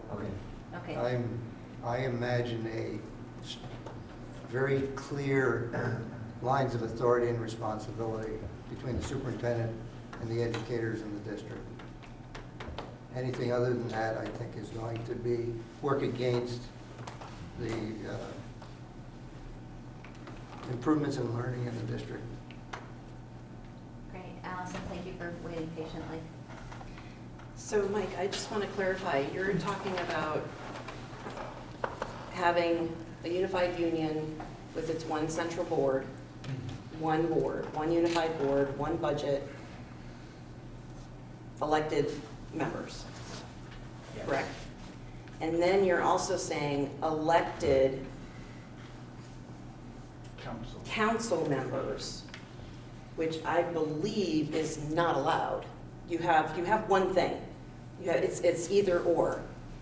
So I would suggest that, I have a document that the Agency of Education has put out where they envision a district under a preferred structure, the Agency of Education, what it would look like, and the roles and responsibilities. So you have your superintendent, you have your principals, you have your teachers, board, superintendent, principal, teachers, and local councils that serve in an advisory capacity. They're not elected. It's a school decision, and you could potentially put that in the Articles of Agreement where you could say, we want, and this is in other people's, we want our communities to be involved in the budget decision-making process. We want our communities to be involved in their schools, but you can't have an elected unified board and then elected local councils. The local councils can only be advisory. So I see the hands, and I appreciate the comments. We do have a motion on the table. I think that, I'm not sure how, if we can, like, I almost feel like if we were gonna do a straw poll, the first question would be how many people feel like they're prepared to decide whether they are interested in considering, because I personally, like, we haven't had a discussion as a group about what an elected local council might look like. So I can only speak for myself personally. I don't know. I mean, sure, I'd love to talk about it when we talk about what we're putting in our articles, but I don't know if I would support or not support because I don't know what it is. And I think that it's clouding the discussion that we're having and the motion that we have on the table around the structure. Andrew? I'm just going to throw in my 2 cents. I think that this committee has had a lot of good discussions over a lot of meetings from some different perspectives about a lot of different governance options. And with the risk of coming into analysis paralysis and continuing to churn them over and over is where I'm afraid that we are. I think it is clear that the will of the committee is that they're ready to choose a structure and move forward, and I would encourage you to do that tonight. Thank you. Great. Nancy? I just want to request again that we just do a go-round and that we, before we vote on this, and that the question be, if we vote yes for a unified union to go forward with the planning of bringing that to voters, are you open to the possibility that we might include articles of agreement that form school councils, elected school councils, that have substantive, important advisory responsibility? And if we could just go around and ask people yes or no. Because if I again, I've just got to say, if I'm not confident that the committee is willing to entertain that, I cannot support a unified committee. So excuse my, you have such a way with words that you have such nice long things that I will never hope to repeat the way that you said. But so here's what I would like to do at this point. So I hear your concern. Yep. So this is where I would like to honor that concern, is I would like to do a straw poll the way we have done it before. I would, and just wait for my full instructions. So your options are thumbs up, yes, thumbs down, no, thumbs sideways, I don't know, or I'm not sure, right? And I would say that this question, which is a non-binding straw poll, is would you be interested and willing to discuss the role of local councils, elected or otherwise, in our article discussion? Do they have to be elected? Yeah. Nancy said elected, you didn't. Yeah. Election. I said elected or otherwise because I guess my opinion is that is a broader question because people might be more willing to discuss local councils where it not required that they be elected. So that was my reason for phrasing that. Mike and Nancy, do you want it to only be elected, yes or no? No, yes or no, only elected or I think elected or election's otherwise? important. It's Okay. not appointed. So, thumbs up, means yes, you are willing to discuss having elected local councils when we discuss the articles. Thumbs down means no, thumbs sideways, With an I don't know, advisory or role. I'm not sure. With an advisory role. But you said was substantive, what was your word you said? Like decision-making, like? Substantive. Advisory role. Okay, you guys, it's a straw poll. We're getting a little too, so can we just do our straw poll? We can look around the table. We are not doing an official count because it is a straw poll. I'm not taking any further comments on this question at this point. So how many, so can we please see thumbs up, thumbs down, or sideways?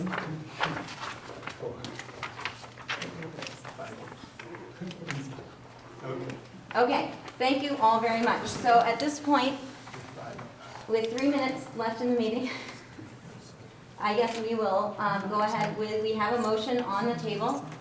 The motion is for this committee to pursue a unified union district. Could I please see by a show of hands the number of people who are in favor of Roll call. passing this motion? A roll call? We do Yes. not take votes by roll call, we take votes by show of hands. So please can I have a show of hands? By Robert's Rule of Order, you could request a roll call. Herb, we have not taken any other votes by roll call. Well, that could be, nobody requested a roll call. Okay. For my local experts on Robert's Rules of Order, are we required to do a roll call vote? We do have a video recording of the meeting, and we do have a physical hand raising that will indicate who is raising their hands. I'd like to know, and I think it's important to be put on record. I have no, can I ask, what is required of a roll call? I'm sorry? What's required of a roll call? You just have a list, and the minutes show who voted for what. Yay or So, nay? so it puts a name by it. Correct. is Yea what- or nay are the only options, I just want to be clear. This is an important point. This is the ballgame, folks. Just put this on record, that's all. And in the history of this committee, we usually do motions 3 times before we get to one. It gets a 2/3 majority. But if you would like to do a roll call, I don't have my Robert's Rules of Order here. Just do it, I have no idea if this is required. just do it. Let's just do it. Steve says do it. Okay, Shauna, I apologize in advance. Do you want, I have everyone vote just in order. Do you want me to call it? I don't think we need to call everyone's names. I would like everyone to raise their hand, and I will read out the names of the people who are raising their hands, who are signifying yes, that they would like to pursue a unified union. Is that whatever the motion was? Okay, so please raise your hands if you are voting in favor of the motion to pursue a unified union district, and I will say the names of the people whose hands are raised. We have Michaela Wazell, Steve Pilcher, Don Griswold, Elin Melchior, sorry if I don't say your last names correctly, Kate Heath, Sarah LaPearl, I almost said Pearl, sorry, Caleb Elder, Allison Sturdivant, and Ed McGuire, which puts us at 1, 2, 3, 4, 5, 6, 7, 8, 9, which, according to my notes, is a 2/3 majority. So, for the record, those who are voting no, could you please raise your hands to be recorded in the roll call vote? That is Herb Olson, Nancy Cornell, and Mike Fisher. Surprise, surprise. And as the board chair, since there's not a tie, I am not voting. Any abstains? I don't think anyone abstained, everyone voted already. Okay. Nancy, you have a comment. I just do want to say that I would have voted yes if more than 5 people had put thumbs up on their interest in empowering a local council to do appropriate work that would be advisory to the board. I do think that in not supporting that line of thinking around the Articles of Agreement, that this committee is making a really big mistake in terms of sacrificing important community engagement and responsibility for the schools. And I think if the committee doesn't go down that road around the Articles of Agreement, I think later on there will be some great regret about it. Great, so Nancy, I hear your concern, and I'm sure that everybody here hears the concern. keeping in mind that that was a straw poll without a lot of background information on that, I do expect that we will have discussions about the role of local councils and how those councils may be formed and what responsibilities they may have as we get into talking about the articles. And so I hope that we will be able to help you feel that your concerns are being addressed as we discuss that. Kate? In response to that, I would have had a complete thumbs up had it not been only elected in that statement. I'm just saying, I totally agree with what you're saying. I just was hesitating on that people had to be elected to be on the school council. That was my hesitation. Great, Ed? When we got to that, get to that place, I would, as a member of the community of New Haven, encourage that my community to form whatever group we could and that would be legal and appropriate to support the school in an advisory capacity. I believe in that. But I can imagine some towns wouldn't be interested enough to do that. I cannot imagine legislating thou shalt. I would imagine that communities will rise up and want to form it and maybe get guidance from the board. But that having some elected panel that could shadow or argue or disagree with the other elected board is unimaginable to me. Great, thank you. Milan? One of my largest reasons for supporting the Unified Union is I think that an advisory board that can directly advise the principal instead of going through the superintendent is a really useful thing and a useful connection between the town and the principal. And I want to see that happen. And I think that separating the school board from that is something that will allow that to happen and allow more of a connection between the supervision of the school, direct school, local school, rather than the policies and the procedures and the larger minutia somehow that becomes. Right. So everybody, this was a big accomplishment that we have after a lot of discussion and maybe not as much discussion as some would like and maybe more discussion than others would like. We have reached the point of picking a structure to move forward. So I would like to appreciate the work of the committee to get to this point. I do want to address what's left on the agenda. Mike, is your comment related to this, or can you? I'm good. Okay. So our agenda did also include starting to look at the draft of the articles. Part of the goal of that agenda item is to determine which ones we really feel like we're going to want to talk about and which ones we feel like, there's kind of some standard language and we're really not all that concerned about. It's really to help to guide what our work is going to be in our future meetings. It also is a really important topic because, in my opinion, that's part of what we're going to be looking for input on at our community forum, is what are some of the things where, like this local council thing maybe is something that has been a really big topic within our committee, and that might be something that we would like to get some community input on, how people might see that. So I feel that we are past our adjournment time, so I'm a little bit conflicted. I wonder if we could just take 5 minutes, if you guys would be willing to take 5 to not more than 10 minutes.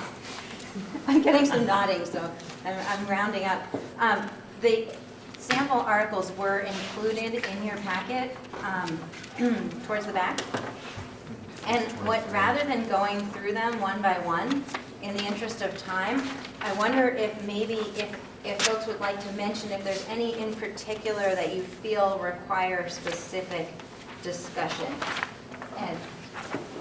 The one about proposed new school construction or I guess it's the other one, closing of schools? Yes. Closing schools? That seems to be, people I talk to the most, Yes. most concerned. Yeah, about 14. Is that what it is? Yeah, the provisions for closing school. That's a big one. Okay, so that's all the way at the end. It's the last one. Great. Great. Herb? We're just identifying articles, we're not discussing, right? Right, it's just basically which ones do we want to focus on in our next meeting? So, in no particular order, the article dealing with board directors' composition and voting, who owns real estate. I don't know how that corresponds to the Article 7. Yes. And then I think there are 3 articles that I think deserve discussion that are not in this cookie cutter kind of thing. And one of them has to do with the council, a local council. The other has to do with metrics around quality and equity.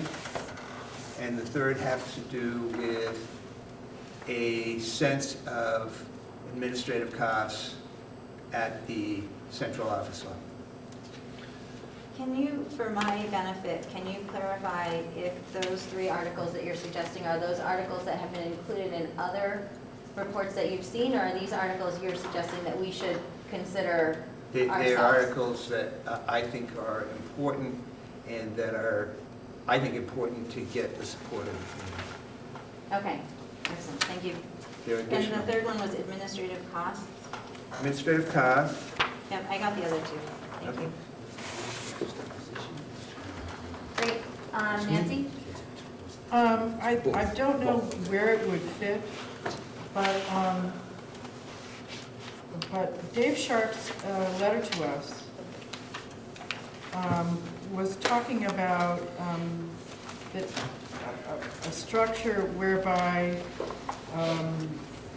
the district might vote on a budget for the district might at least start with a school district meeting where the budget can be amended and voted from the floor. I'm sure that's an advisory, that's advisory work. And I'd suggest that then, once that were done, if the big board wanted to, rules could be made about whether the big board could, by vote of, say, 2/3, decide differently. But so I don't know where this would go, but I think it's an article worth considering. So we'd like to have a discussion about how Voting the budget. how the budget would be voted. Yeah. Great. And, Actually, how the budget is developed and voted.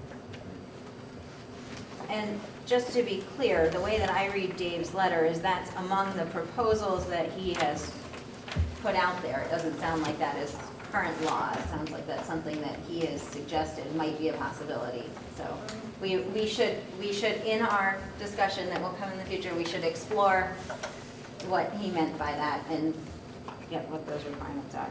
Yep, just one second, Kayla. Go ahead, Kayla.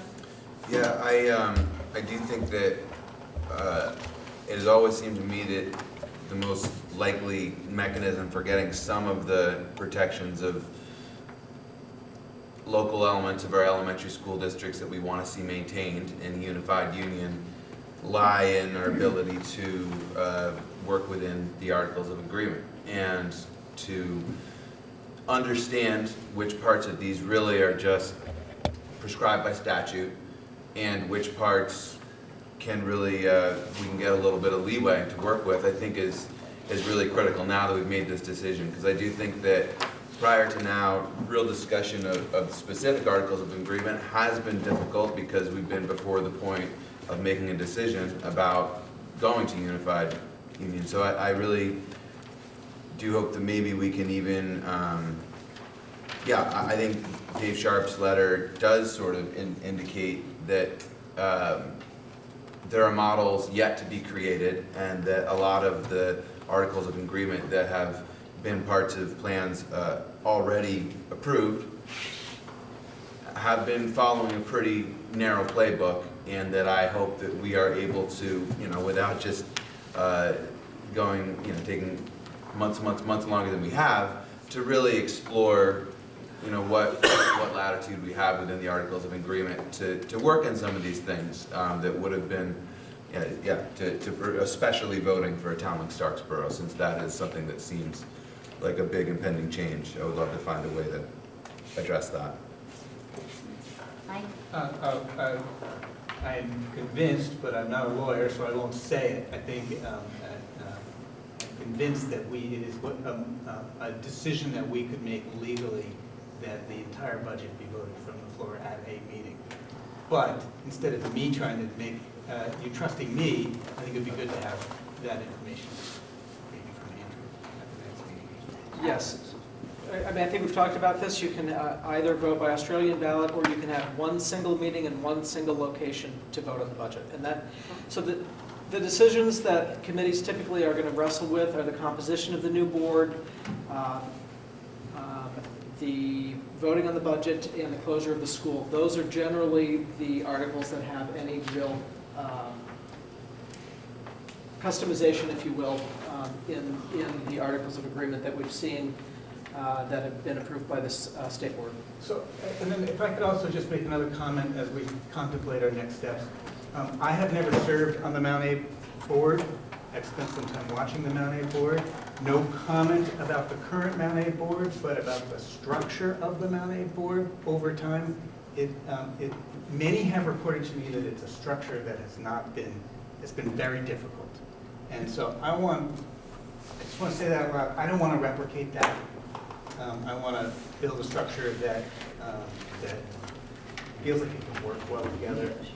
I think Dave does put an interesting idea on the table of having, and it might have to do with the number. That's my comment. It concerns me. That concerns me about that decision. Great, so at this point, does anyone have any other articles that they would like to flag for special attention in our upcoming meeting? Nancy? So I just want to make sure, it's probably already on your list, Jen, but, so there is something on the list related to a school council and the roles and responsibilities of that school council and how that school council would be selected. Yes? Local council is on there. Yeah. Great. So that's helpful. That will give us something to dig into at our next meeting. At this point, I appreciate your patience with us running a little bit beyond our time. I would like to table items 8, item 8, because I don't think we have any extra time for any other business. As far as the next meeting goals, our next meeting is the community engagement. We talked about that at length. The following meeting is the May 18th meeting, where we will get to discuss the articles with lots of detail, as well as the any sort of outcomes or outputs from that community engagement. One thing I would like, I heard Caleb suggesting that we might want to have a discussion as a committee about the timeline. I didn't hear any motions to do that. I don't know that we have time to discuss any motions at this point. Is there an interest from the committee, maybe signify by thumbs up or thumbs down, if you would like to revisit the timeline at our upcoming meeting?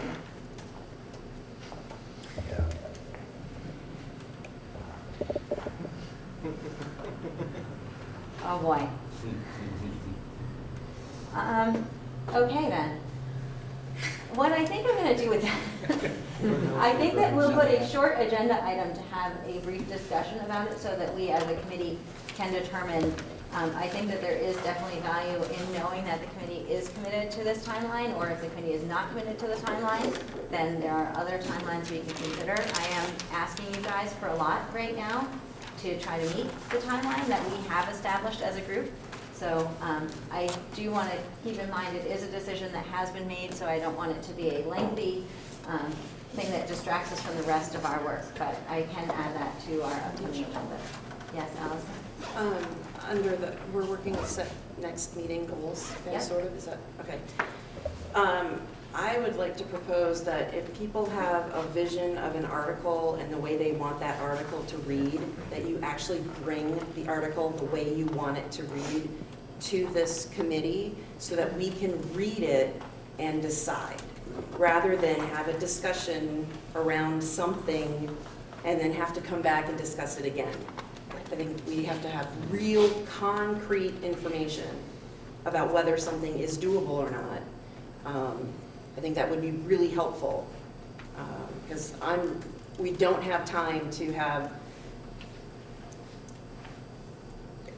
discussion, long discussion about articles of agreement, that if people would just bring what they wanted to say to the table, we can discuss that. Otherwise, we don't really have anything to discuss.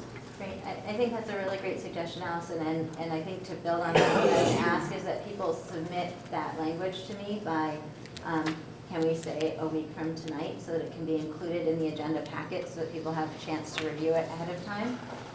If someone is planning to submit language and you need an extra day, like, be in touch with me, right? But that way we can have that out for people to review and to look at, so everyone is prepared for the next meeting. That's a great suggestion. Michaela? Sorry, just about the next meeting, I'm wondering if it's possible to do another doodle poll, just to check in about that May 18th day, now that everybody knows it's Education Recognition Night. There might potentially be nominees or nominators sitting at these tables, and then we'll know whether or not we have a quorum. Yeah, we did actually have a discussion, it may have been before you were here, that we may end up not meeting on the 18th. We may end up flexing that date. Right, So I so you're will just be gonna be sending in out a touch. new poll. Okay. And I'm very appreciative for everyone putting timely responses into that doodle poll, so we can pick a date that works best. So just a process comment, I just want to recognize that the frame of the public engagement we're going to next week is vastly different now. The group has made a decision about where it's going, and the frame of the public engagement is, I believe, will be going forward, convincing the public that we're going the right way, not asking the public what we should do. But I think we're asking. That's my comment. Elin, did you want to say? Great, thank you for your comment. At this point, at 9:19, I'd love to entertain a movement to adjourn. So moved. Great. Steve, seconded by Mike. All those in favor? Do we have a 2/3 majority? I think that was unanimous vote. Thank you, everybody. I appreciate it. Thank you. Thank you guys for coming.